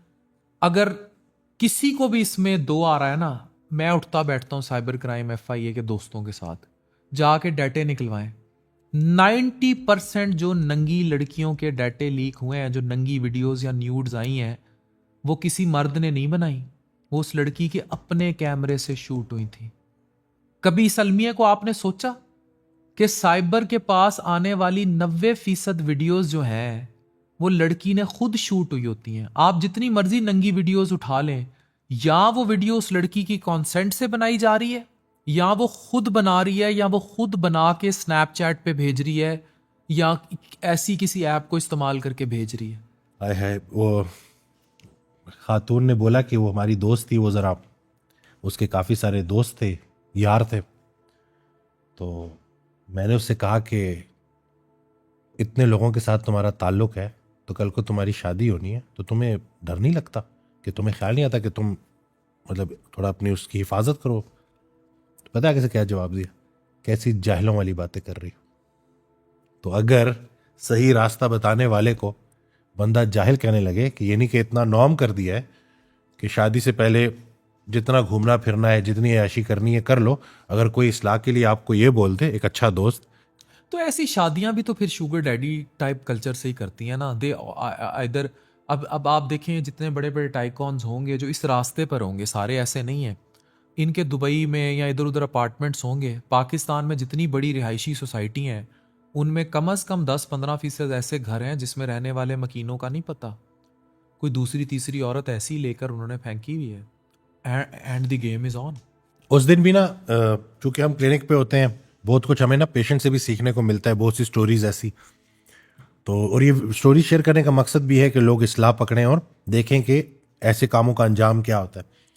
कि एक खातून आई, उनके जो शोहर थे वो पूरी ज़िंदगी औरतों में अयाशी और इस लत में मुब्तला, तो वो उम्र में काफ़ी छोटी हैं उनसे। तो कहती हैं कि मैं बड़ी तकलीफ़ में, मैं सब्र करती रही कि अल्लाह इसको हिदायत दे, अल्लाह इसको अक्ल दे। अब वो शख्स, वो जो शोहर है, वो उम्र के उस हिस्से में है कि अब उससे सेक्सुअली वो बिल्कुल ख़त्म हो चुका है, और बावजूद दवाइयाँ लेने के उससे वो एक्ट परफॉर्म नहीं होता प्रॉपर। और उसको देख के उसके अंदर जो फ्रस्ट्रेशन आती है, उस मर्द के अंदर वो चीज़ें तोड़ता है, चीखो पुकार करता है। तो मैं इसी नतीजे पे पहुंची हूँ। वो कहती हैं कि इसको इसकी अमाल की सज़ा इस दुनिया में ही मिलना शुरू हो गई, कि यानी कि बदतरीन ख्वाहिश क्या है कि ख्वाहिश हो और पूरी ना हो रही हो। तो फिर अल्लाह ताला आपको दिखाता है कि हज़रत वासिफ़ अली वासिफ़ रहमतुल्लाह का बड़ा प्यारा जुमला है कि अल्लाह को सबसे नापसंदीदा है बूढ़े का जवान गुनाह। तो इस उम्र में कि बिल्कुल कब्र के करीब पहुंचे हुए हैं, और अब किस चीज़ की टेंशन है कि मुझसे वो काम नहीं हो रहा, शुगर डैडी वही और वो रहे, और उसके बाद, and this is very true. अच्छा, ये चीज़ सिर्फ सेक्सुअल लाइफ पर नहीं अप्लाई होती, या जो लोग इसमें, ये हर फील्ड ऑफ लाइफ पर है। आप उस औरत को फ्रस्ट्रेट देखेंगे जो जवानी में मर्दों को लुभाती रही अपने हुस्न से, जब बूढ़ी हुई और उन मर्दों ने उसको देखना छोड़ दिया, या वो और लड़कियों के पीछे चले गए, तो कभी आप उस खातून की ना इस्तराब देखें। वो फिर जाके एस्थेटिक्स क्लिनिक्स पे लेटी होती हैं, बोटॉक्स, फिलर्स और सारा कुछ चल रहा होता है, लेकिन जवानी नहीं वापस आ रही है। लोगों ने ग्रेसफुली बूढ़ा होना ही छोड़ दिया है जी। और people are making money out of your insecurities, कि आपको वो इतने प्रोसीजर्स करवा देते हैं ना, नजर आपको वो नहीं आना जो आपको असल जो अल्लाह ने बनाया था, लेकिन उसी तलाश में इतना दूर निकल जाते हैं कि फिर हाथ कुछ भी नहीं आता। हर वो चीज़ डॉक्टर वसीम जो मादियत के गिर्द घूमती है ना, वो चीज़ सदा नहीं रहनी। सदा ना रहना जवानी ने, सदा ना रहना मापे, सदा ना रहना पैसा। मापे अगर ਤੁਹਾਨੂੰ सही राह ते रखन, तकवा परहेजगारी सिखाएंगे तो तुसी ठीक रहोगे। अगर आपके माँ बाप खुद, मैं अक्सर एक बात कहता हूँ कि हमारे बच्चों को जो नानियाँ दादियाँ मिल गई ना, वो जो हमें मिल गई वो हमारे बच्चों को नसीब नहीं होनी। ये फूड पांडा नानियाँ दादियाँ आनी है जो अब आने वाली नस्ल को नसीब होनी है। हाय तो हाय। ये आईफोन और फूड पांडा वाली जो नानियाँ दादियाँ हैं ना, ये बड़ा मुश्किल मुस्तकबिल लिखेंगी। मतलब हम वो नोकिया का 3310 हैं, उन्होंने दोबारा ये इस तरह का मॉडल नहीं देखना लोगों ने। बिल्कुल। देखिए, आपकी मेरी हमारी नानियाँ दादियाँ घरों में क्या करती थी, बच्चों को बैठ के कहानियाँ सुनाती थी, अचार डालती थी, लसूड़ों के अचार होते थे, साग पकाया होता था, मकई वाली रोटी होती थी। ठीक है, अब आने वाली में ये जो हमारी नस्ल की नानी दादी होंगी वो क्या कहेंगी, तुझे फूड पांडा से पिज़्ज़ा ऑर्डर कर दूं, बर्गर ऑर्डर कर दूं, ये देखिए नया आईफोन आया है, इस पे ये नया फैमिली व्लॉगर शुरू हो गया है, ये देखिए ये काम शुरू हो गया, वो इस पे एंगेज रखेंगी। मैं दादी अम्मा के पास से आया तो नानो बहुत प्यार करती थी, अल्लाह दोनों के दर्जात बुलंद फरमाए। तो मैंने कहा नानो, दादी अम्मा ने जो पराठे खिलाए हैं ना, आए हाय हाय हाय। अब मुझे पता था कि ये हमारी मासूम ब्लैकमेलिंग होती थी। नानो उठी हैं और फिर क्योंकि नानो के हाथ के पराठे बड़े अच्छे थे, उधर ही जी लग के इस उम्र में भी ना प्रॉपर वो नाश्ता बनाया है। और जब तक मैं वहाँ रहा हूँ ना, वो अपने हाथों से बना के, कि कोई और ना बनाए, वो मुझे बना के देती रही है कि दादों ने बनाए हैं तो अब नानो भी बनाएगी। तो ये हमारी वो मासूम। लेकिन अब वो नसीब नहीं है ना। आप खुद सोचें, अल्लाह मियाँ मेरी वालदा को, मेरी सास, दोनों को, अब वो जब हमने आना होता है इस्लामाबाद या मुल्तान होते हैं, मेरी अम्मा स्पेशली कुछ ना कुछ बना के भेजती हैं, मतलब हमारे पोर्शन में इकट्ठे ही रहते हैं हम। तो वो आ क्या रहा होगा, वो साग आ रहा होगा, वो मछली आ रही होगी, कुछ सालन आ रहा होगा, और वो वाला जो टेस्ट है जो आपकी वालदा के हाथों का जायका है या आपकी नानी अम्मा या दादी अम्मा के, वो आपको कभी भी नहीं मिलेगा। अब ये नहीं कि उस पर आपकी मेरी बेगमात नाराज हो जाए, they know it, we can not cook like this because, and we also accept. ये जितने मेरे शौहर हजरात हमें देख रहे हैं, ये आज मुझे बता दें बरमला कि क्या इनकी बेगमात फूड पांडा से जो खाना मंगाती हैं, क्या उसका टेस्ट कभी उनकी माँ के हाथ के पकाए खाने से अच्छा है? कभी कोई चीज़ ऐसी अच्छी खाई हो जो माँ के पकाए हुए खाने से अच्छी हो? कभी कोई ये कॉफ़ी ऐसी इतने इतने और महंगे, ये कोई 2-2 हज़ार कंपैरिजन के नहीं कप हो रहा हैं। है, लेकिन बस वो दौर और था ना वो, बिल्कुल। उनकी ग्रूमिंग ऐसी है। यही हाल आपकी ज़ाती तरबियत का भी है। अगर आपने अपनी बच्चों को, अपनी नस्लों को वो सही देसी माल खिला दिए हैं और वो सही प्रॉपरली ट्रेंड कर दिया है और उनको हराम हलाल का रिस्क बता दिया है, trust me, we will make a very better society. लेकिन अगर इस so called vulgar family vlogging culture और मादियत कल्चर और टिकटॉक लाइव कल्चर और ये शेर बीगो लाइव और ये सब तमाशा कल्चर अगर हमारी नस्लों में जिस तरह इंजेक्ट होता जा रहा है, अगर ये जाता गया, तो आने वाली नस्ल क्या होगी? वो किसके पीछे होगी? ड्रग्स के पीछे, यूनिवर्सिटी कॉलेजेस में कंसर्ट्स के पीछे तबाही दर तबाही करती जाएगी, अपने आप को बर्बाद करती जाएगी। और यही वो तबाही है जो वेस्ट चाहता है। आज क्यों खामोश है? हम उस टॉपिक पर बहुत ज़्यादा बात भी नहीं कर सकते क्योंकि ये मीडियम सपोर्ट भी करेंगे हमारे। हजरत ने तो मगरिब का पूरा क्लियर कर दिया था उन 80s की रिकॉर्डिंग्स में कि मगरिब वो जहाज है जो बहुत मजबूत है, जा ही जा रहा है स्पीडो स्पीड। कोई उससे पूछे ना जा किधर रहे हो, कहते ये मुझे पता नहीं कि मैं जा किधर हूं, बस मैं जा रहा हूं। तो ऐसे सफर का अंजाम बड़ा बुरा है जी, कि जहां पे आपको पर्पज ही ना, गोल ही ना डिफाइंड हो कि आप किस तरफ जा रहे हैं। हम अल्लाह के हैं और अल्लाह की तरफ ही लौट कर जाने वाले हैं। कुरान पाक में कहते हैं ना कि डर खौफ से गुजार कर अल्लाह पाक हर तरह के डर खौफ से आज़ाद कर देता है। यानी कि उस शख्स को ये यकीन हो जाता है कि मैं अपने अल्लाह की तरफ लौट कर जाने वाला हूँ। और जिसको ये यकीन है ना कि वो अल्लाह की तरफ लौट के कर जाने वाला है, वो अपनी ज़िंदगी में सीधा हो जाएगा और अल्लाह की बनाई हुई हदूद को क्रॉस नहीं करेगा।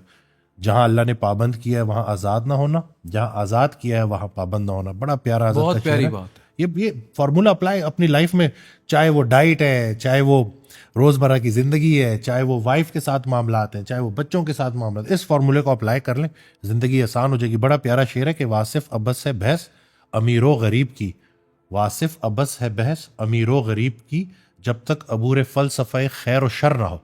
कि पहले खैर और शर का फ़लसफ़ा तो डिफाइन कर लो कि खैर क्या है और शर क्या है। आइदर फॉर द सिस्टम और अगेंस्ट द सिस्टम, इनमें से डिफाइन कर लो कि फॉर द सिस्टम या अगेंस्ट द सिस्टम। सिस्टम तो अल्लाह का है जी। ये झूठ, ये शोर शराबा, ये दिखावा, ये वक्ती तौर पे ऊपर जाता है, लेकिन हर उरूज को जवाल है।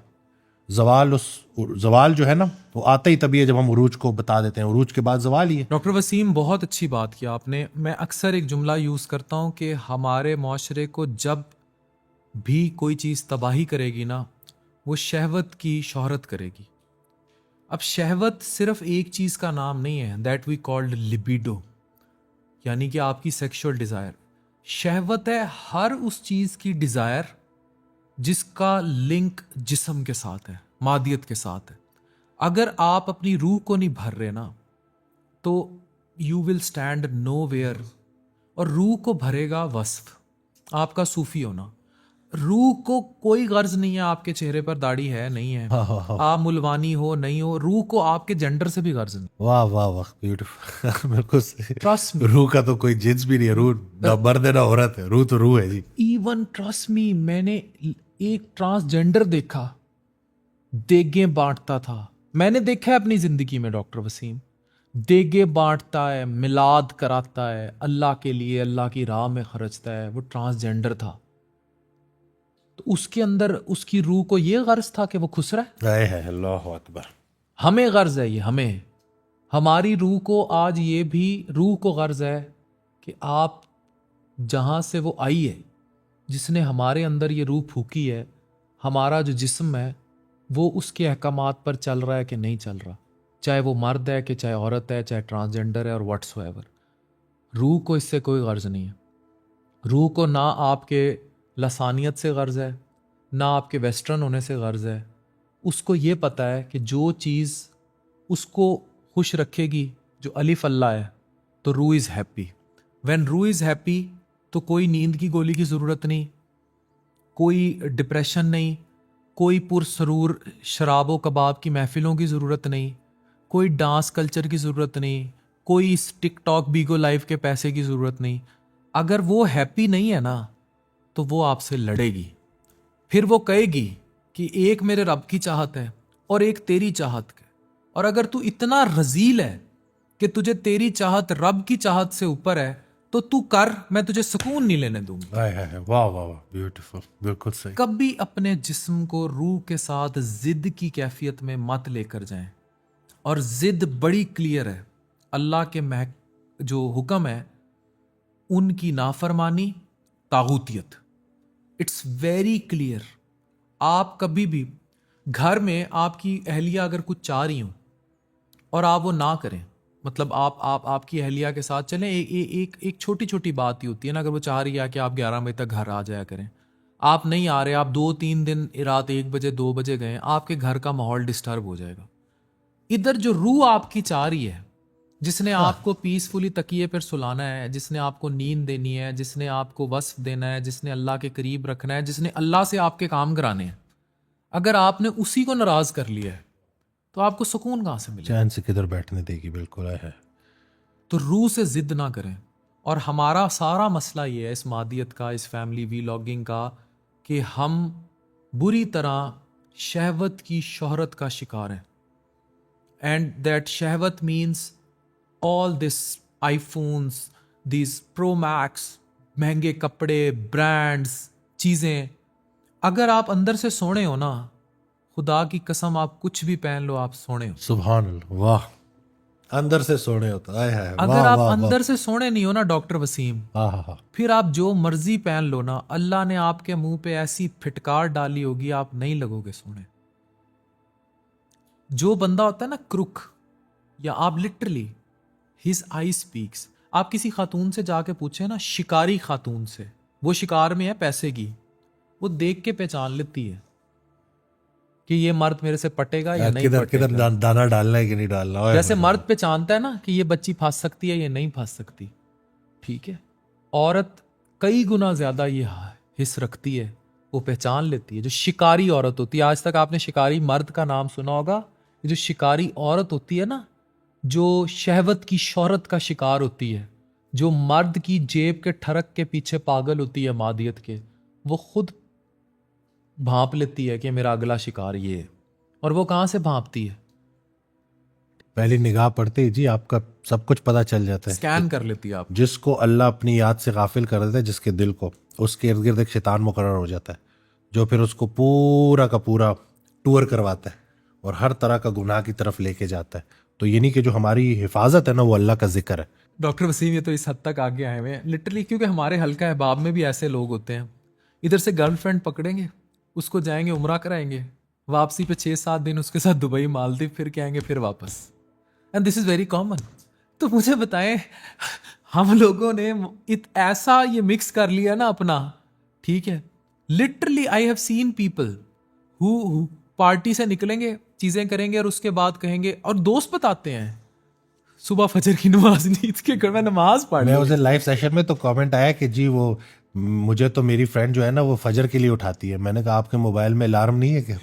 नहीं वो फ्रेंड है ना। मैंने कहा ये अब ये देखेंगे किस तरह से ना वो शैतान ऐसे ही आपको ना, अच्छा उठा रही होती हैं good morning good night messages, ये सुला भी वही रही होती है, उठा भी वो वही रही होती शैतान आपको ऐसी तो मतलब वो डिल्यूजनल कर देता है ना कि आपको ऐसी चीज क्रिएट करके दिखाता है कि आपको सही गलत का फर्क ही नजर नहीं आता। है। अच्छा जब ये सोसाइटी के लेवल पर फैल जाए डॉक्टर वसीम, और इसको फैला दिया जाए, ये अब यही है ना कि हम उस दौर में पैदा हुए हैं कि गुनाह ना करना भी नेकी है। तो अगर आप आज के इस दौर में जी रहे हैं और आप गलती नहीं कर रहे या आप एटलीस्ट गलती को गलत समझ रहे हैं कि गुनाह हो रहा है और उस पर शर्मिंदा है, तो आपकी बचत है। हम तो ऐसे दौर में हैं कि जहाँ पे मैंने नोट किया है कि जिससे पहली मुलाकात होती है ना, और ये मर्दों में बड़ा कॉमन है, तो वो आपसे ना जान के ऐसी बात करेंगे ना, थोड़ी लड़की की बात करेंगे ताकि वो आपके साथ खुलना चाहते हैं। अब उन्होंने दाना फेंका कि अब अगर ये हमारी तरह का है तो हम जरा खुल के बात करेंगे। और ये मैंने बड़ा नोट किया, शौक कैसे रखता है। ये नहीं कि वो बंदा जरा भी लिहाज नहीं करता कि थोड़ी देर मुंह बंद रखे।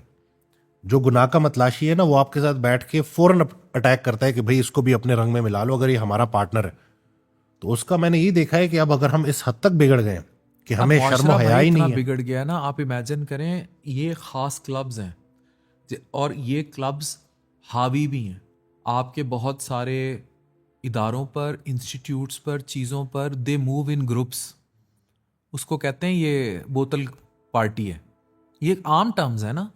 और ये लोग फिर मुख्तलिफ इदारों में एक दूसरे के बगलगीर भाई भी होते हैं, बहुत सारे मुख्तलिफ महकमों में। दे सपोर्ट ईच अदर, मतलब समझ लें जानियों और शराबियों का ग्रुप बनाकर मटीरियलिस्टिक गेन्स लेते हैं, और कितने लोगों के हक मार जाते होंगे ये। और अगर आप उस बोतल कल्चर में एंटर हो गए हैं तो फिर दुनिया आपकी, नहीं एंटर हुए तो आखिरत आपकी। हाँ, सुभान अल्लाह। नहीं चाहिए जी, दीन को बेचकर दौलत दुनिया मिल भी जाए तो हमारे किस काम की। ये असल तो उस दिन जो हाजिर है वो गायब होने वाला है, जो गायब है वो हाजिर होने वाला है। हासिल को महरूमी समझो, महरूमियों में हासिल को तलाश करो। और अल्लाह पाक तो ये जिस पैसे के पीछे ये पागलों की तरह भाग रहे होते हैं, आप अल्लाह से लो लगाएं। हदीस कुदसी है जिसका मफहूम है कि जो इंसान मुझे मरकज़ बना लेता है मैं उसके सारे दुनियावी काम मैनेज करना शुरू कर देता हूँ, और जो मुझे सेकेंडरी कर देता है मैं उसके दुनियावी काम बिखेर देता वही हूँ। बात है ना, अगर आप अपनी रूह से दोस्ती करेंगे, आप सूफी बन जाएंगे, अल्लाह आपके काम करेगा और आपको तकवा भी मिलेगा, आपको सुकून भी मिलेगा। लेकिन अगर आप नहीं ये करेंगे और आप जिस्म के पुजारी हो जाएंगे, उसने ख़त्म होना है, उसने फना होना है, वो तड़पेगा और जितनी लज्जतें आपसे छिनती चली जाएंगी। डॉक्टर वसीम, आज से 20 साल, हमारी मुलाकात 10-12 साल पहले हुई, आज से 20 साल बाद आपकी मेरी ना ये जवानी होगी, ना ये हुस्न होगा, ना ये बॉडी होगी, ना बहुत, और इसी तरह जो कैमरे पे हमें देख रहे हैं सबके साथ यही होगा। आज ये फैसला कर लें कि इन्होंने कौन सा रास्ता चूज़ करना है। ये बहुत बहुत शॉर्ट टाइम जोन है, ये हमें लगता है नहीं बहुत लंबी ज़िंदगी है, ज़िंदगी इज़ लाइक दिस। और ये भी कोई लिखी थोड़ी हुई है कि इतने भी जीने हैं। शहर फैलते जाएंगे और कब्रिस्तान गहरे होते जाएंगे, तो यही हकीकत है जी। और एक वो कभी हजरत कहते हैं ना कि तुम्हें अगर वो निगाह अता हो जाए और तुम देखो कि एक कब्र के ऊपर, मतलब एक कब्र में कितनी लाशें एक दूसरे के ऊपर पड़ी हुई हैं, कितने बाग आए और सूख गए, कितने लोग आए और चले गए, लेकिन कुछ लोग ऐसे हैं जिनके जाने के बाद भी दुनिया उन्हें याद करती है। वासिफ अली वासिफ रहमतुल्लाह अलैह। और उनका नाम आता है तो दिल में मोहब्बत, एहतराम। बड़ा प्यारा फिक्रा है इनका कि कायम ज़ात से मोहब्बत करो तुम भी कायम कर दिए जाओगे। तो जो अल्लाह के नाम की ज़िंदगी गुजारते हैं, तुम मेरा जिक्र करो मैं तुम्हारा जिक्र करता हूँ। वासिफ अली वासिफ रहमतुल्लाह अलैह वाज अ सूफ़ी। मैं हर उस इंसान से जो कहता है ना कि मैं दरसो तदरीस से जुड़ा हूँ, नमाज कुरान से जुड़ा हूँ, literally I question him, you are a maulvi और यू आर अ सूफ़ी। मौलवी भी वो रास्ता है जिसने जाना वस्फ की तरफ है, तो फिर मैं उससे रिक्वेस्ट करूँगा कि कोशिश करें कि आप अपने रास्ते को सूफ़ी की तरफ ले जाएं, मोहब्बत के रास्ते पे ले जाएं। अल्लाह अकबर। अलिफ अल्लाह के रास्ते पर उस चले दिन जाएं। एक साहब आए तो वो हजरत की महफिल में बैठते थे, तो कहते हैं वो उस लेवल पे अल्लाह से कनेक्टेड के हमारे एक दोस्त ने सिर्फ ये बोला कि जी पैनाडोल में बड़ी शिफा है, तो कहते हैं शिर्क किया तुमने, अल्लाह ने पैनाडोल में शिफा डाली। एग्जैक्टली। अब आप ये देखें कि जब आप इस लेवल पे अल्लाह के साथ कनेक्ट कर जाओ ना, वो जो मुसलमान है वो 5 वक्त नमाज पढ़ता है, मोमिन हमा वक्त हालत नमाज में होता है, तो वो फिर उनका ताल्लुक नहीं टूटता। उनका बड़ा प्यारा शेर है कि कुछ पल तेरी याद से गाफिल रहा था मैं, वो लम्हे कर रहे हैं मुझे शर्मसार से। तो इन्हीं कि उसके लिए फिर उठना बैठना सोना जागना, कहते हैं कि आंख तुम्हारी सो तुमने जाना है और इबादत से रूह ने महरूम हो जाना। अब आप ये देखें कि नींद अच्छी है, लेकिन अगर आपने इबादत के लिए जागना था और आप सोते रह गए तो रूह तो इबादत से महरूम हो गई। तो ये बैलेंस का नाम है कि फाके से रूह ताकतवर होती है, खाने से जिस्म ताकतवर होता है, हंसने से जिस्म ताकतवर होता है, रोने से रूह ताकतवर होती है। तो दिन को हंसा करो, रात को रोया करो, एक बैलेंस के साथ चलो। तो ये बड़ा ना वो हजरत के जो इनकी खूबसूरत बात ये थी कि ये इतनी बड़ी बात मुख्तसर करके बता देते थे रसूल अल्लाह सल्लल्लाहु अलैहि वसल्लम के बारे में सहाबा, कि हमने उनसे ज़्यादा मुस्कुराता चेहरा नहीं देखा। लेकिन रात को वही चेहरा अल्लाह की बारगाह में हमारे लिए, उम्मत के लिए, किसी सहाबी ने उनसे पूछा कि आप अल्लाह के इतने प्यारे पैगंबर हैं, आप रात को इतना रोते क्यों हैं? मफहूम है उसका ना। तो रसूल अल्लाह सल्लल्लाहु अलैहि वसल्लम ने इरशाद फरमाया कि जो अल्लाह ने मुझे अपनी मोहब्बत अता की है, क्या मैं उसका शुक्र भी ना अदा करूं? तो इन्हीं कि वो फिर जब आपका अल्लाह से ताल्लुक होता है, उसमें हंसना रोना, दिन को हंसेंगे ताकि जो इंसान आपको देखे ना तो अपनी परेशानी भूल जाए, रात को अपने आंसुओं को लोगों से छुपाना है और निसफ शब ये आंसू बहाने, क्योंकि अल्लाह इतनी करीम ज़ात है कि वो रोता हुआ आपको देख नहीं सकते, वो फिर ज़िंदगी संवार कितनी देता। बड़ी बात है, तो कितनी ये बड़ी बड़ा बात है। जी, तो शुक्र है अल्लाह पाक का कि हमें अल्लाह पाक ने ऐसे लोग दिए कि जो अल्हम्दुलिल्लाह आज के इस जो है नफसा नफसी के दौर में एक आवाज़, एक ऑडियो उनकी चलती है तो आपका ख्याल जो है वो बदल जाता है, क्योंकि हम इंसान है जी। और इनके जो साहबजादे हैं काशिफ आसिफ, वो he is doing an amazing job. वो खुद एक किताब है और मतलब वो सूफ़ी हैं, सूफ़ी इस ज़माने के वो सूफ़ी। देखिए, अच्छा देखो, अब ये लिखा तो नहीं हुआ ना डॉक्टर का बेटा डॉक्टर बनेगा, इंजीनियर का बेटा इंजीनियर बनेगा। अल्लाह ने सूफ़ी का बेटा सूफ़ी बनाया तो कोई काम लेना था। और ये देखे ना कि मैं वही जब उनको मैं देखता हूँ ना, तो कि मतलब उनके पास अगर आप बैठें तो औलाद हो तो ऐसी हो ना कि फादर के अलावा जब वो मतलब वो जब भी बात करते हैं तो अपने वालिद साहब, तो यही तो सदका जारी है, उनके उनके पैगाम को आगे लेकर जा रहे हैं। यही तो सबको चाहिए, यही तो इस्लाम कहता है। हम जो है ना वो आज से 50 60 70 साल पहले किसके बैंक अकाउंट में कितने पैसे थे किसी को याद नहीं, लेकिन एक शख्स आया, हूँ चराग दाग बना हुआ, सरे शाम जलता हूँ शौक से, मेरे पास आएंगे वो कभी जिन्हें एक सहर की तलाश है। तो आज आप ये देख लें कि हम जैसे कितने लोग और कितने लोगों के साथ वारदात हो चुकी। मेरे पास एक नौजवान आता है, कहता है कि उसने ये नहीं बताया कि वो कौन सा कबीरा गुनाह था, कहते हैं मुझे मेरे अंदर एक कबीरा गुनाह की ना एक आदत थी जो जाती नहीं थी, मैं बड़ा उस पर घबराता भी था, लेकिन वो तौबा करता था फिर वो गुनाह हो जाता था। तो एक दिन जो है सोया तो ख्वाब में हज़रत वासिफ़ अली वासिफ़ रहमतुल्लाह आए, तो मैंने उनको देखा, मैंने उनका हाथ चूमा, कहते हैं वो दिन है, आज का दिन है, मैंने दोबारा वो गुनाह नहीं की। तो अब ये और मामला आता है इनको, आप ठीक है कुछ लोगों का यकीन इस तरफ नहीं होता, लेकिन हमने तो चीज़ें होती देखी हैं जी। हमने एज अ डॉक्टर देखे ना, हमने बहुत बड़े ऐसे वाक़यात देखे हैं, हमने लोगों को ठीक होते देखा है। बानो कुद्सिया अक्सर कहा करती थी डॉक्टर वसीम कि हम अपनी नस्लों को, ये जो मादियत स्पेशली देख रहे हैं, हम अपनी नस्लों को ये तो पढ़ा देते हैं कि तुमने शादी करनी है, बड़े होना है, पैसा कमाना है, चीज़ें। हम ये नहीं पढ़ाते कि अगर खुदा ना खास्ता कभी एक्सीडेंट हो गया, कोई टांग टूट गई, कोई बड़ा मसला हो गया, बीवी छोड़कर चली गई, बीवी ने धोखा दे दिया या शौहर ने धोखा दे दिया या बच्चा अपाहज पैदा हो गया, तब ज़िंदगी कैसे गुजारनी। आज आप मिडल ईस्ट में जो हो रहा है आपके सामने है, जिस तरह अटैक हो रहे हैं, चीज़ें, आप उन लोगों का ईमान देखें, उनका तकवा देखें। अगर हम उस तरह का तकवा अपने बच्चों में इंजेक्ट करने के अहल हो गए कि अल्टीमेट गोल इज़ टुवर्ड्स अल्लाह और उन अहकामात पर चलना है, तो हम बहुत बड़ा सदका जारिया कायम कर देंगे। मुझे फिर इख्तलाफ ये सारे कल्ट से, ये जितने लोग हैं जो बांट रहे हैं मादियत, पैसा, आईफोन्स, गाड़ियाँ, वीगो डाले, गार्ड्स, ये एक नस्ल बर्बाद कर रहे हैं। और इनका जो मनफी इन्फ्लुएंस है ना, इनका जो नेगेटिव इन्फ्लुएंस है, डॉक्टर वसीम, ये इस सदी का सबसे बड़ा सानिया है। ये हमारी एक नस्ल बुरी तरह मादियत के नशे में बर्बाद कर देगा, इन्हें शहवत की शोहरत डाल देगा, और ये तबाही है। और इन्हीं के लिए वो एक वाकया उन्होंने हजरत ने ही सुनाया कि एक बुजुर्ग थे, उनके बहुत सारे बच्चे शागिर्द ना, वो उनके साथ जा रहे, तो थोड़ी बारिश हुई तो थोड़ा कीचड़ था आगे, तो ज़मीन गीली थी, तो जो उस्ताद थे जो उन्होंने बच्चों को कहा कि ध्यान से चलना, फिसल ना जाना। तो एक बच्चा उसमें ज़रा ज़्यादा समझदार था, उसने कहा कि हज़रत हम फिसले तो अकेले फिसलेंगे, आप फिसल गए तो सारे फिसल जाएंगे। ये वो तमाम लोग जो घटिया कंटेंट बना रहे हैं, जिनके कंटेंट से लोगों को जो इनकरेजमेंट मिल रही है, जो उस रास्ते पे उनको फॉलो कर रहे हैं, गुनाह की तरफ। तुम सब इसके जिम्मेदार होगे और तुम सब बराबर उस वारदात में शरीक होगे। और इनको इनके जाने के बाद भी इनकी ये गुनाह चलता रहेगा। और ये वहाँ से बैठ के देखेंगे कि जो इन्होंने गोल्ड प्लेटेड फ़ोन और ये पैसे की, डॉलरों की नुमाइश की थी और इस चीज़ को आम किया था और इस नंगपन को आम किया था, ये कितनी बड़ी तबाही अपनी लिख गए थे। बिल्कुल। और हमारा मकसद हमारे मासूम बच्चे हैं जो बिगड़ ना जाएं, जो गलत रास्ते की तरफ ना जाएं, उन्हीं के लिए हमें कंटेंट बनाना है। हमारे इन लोगों से क्या लेना देना, किस हम जानते भी नहीं है। हमारी रोजी रोटी अल्लाह के पास है, अल्हम्दुलिल्लाह मामलात चल रहे हैं। लेकिन जो परेशान होते हैं ना, कि जब ऐसा कोई कंटेंट आता है और उसको देख के फिर नीचे जो वो कमेंट्स और फिर वो शेयरिंग और फिर इतने और लोगों फिर ये का उनसे सब इम्प्रेस पीछे लग होना। जाते हैं ना। मुझे इख्तलाफ है जो डिजिटल मीडिया या मेन स्ट्रीम मीडिया जो इनकी खबरें कवर करने लग जाता है। यार अल्लाह को जान नहीं देनी तुमने किन लोगों को हीरो बना दिए। मतलब हज़रत वासिफ अली वासिफ रहमतुल्लाह अलैह आपके हीरो नहीं है, काशिफ वासिफ साहब आपके हीरो नहीं है, आपके हीरो ये भट्टे भट्टी हैं। मतलब थोड़ा सा आप सोचें कि आप कितने बड़े कल्ट को, आप कितनी बड़े अजाब को अपनी नस्लों के ऊपर मुसल्लत कर रहे हैं।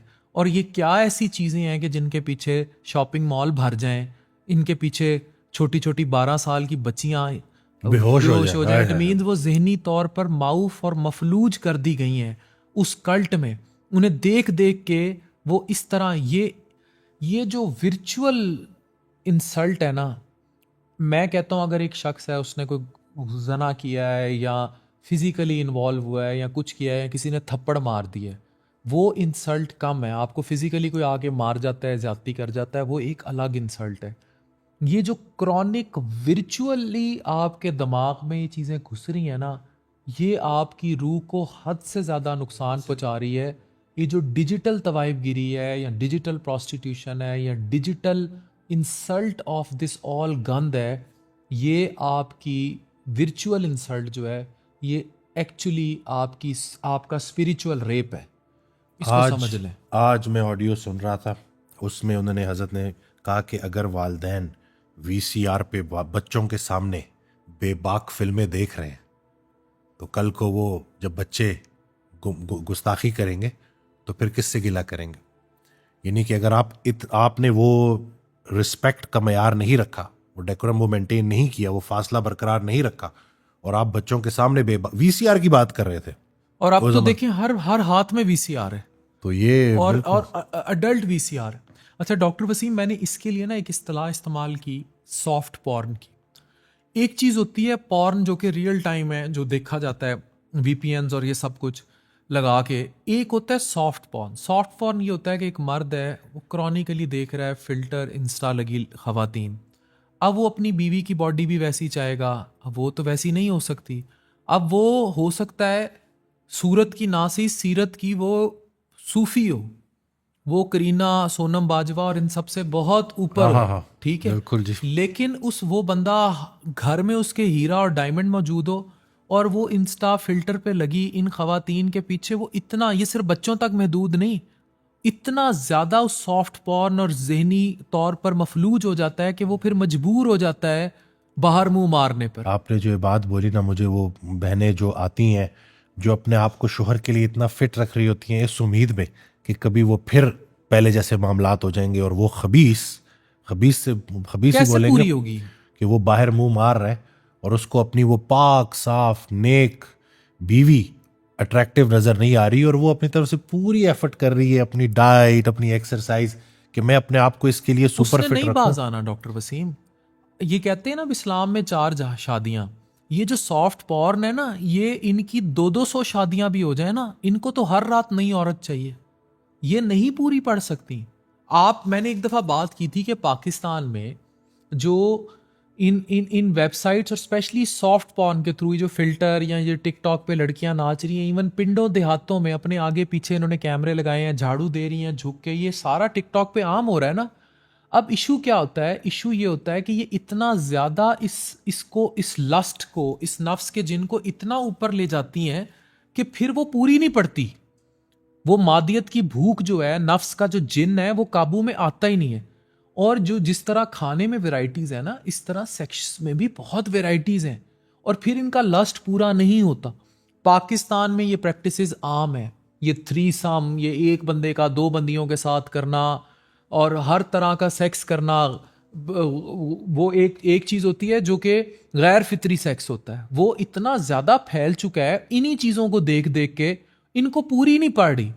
ये literally there are websites in Pakistan, there are clubs in Pakistan जो आपको एक रात में 4 कट्ठी खवातीन भी फराहम करते हैं, सिर्फ इसलिए कि किसी तरीके आपका वो नफ्स का जिन काबू आ जाए। होमोसेक्सुअलिटी, उस दिन वो एक तो अरूज पे। साहब आए तो उन्होंने कहा कि जो मर्द कर रहे थे ना, तो अब इन पे ऐसी जो है वो पड़ी है कि फिटकार पड़ी है कि अब औरतें छोड़ के अब ये मर्दों को ही पड़ गए।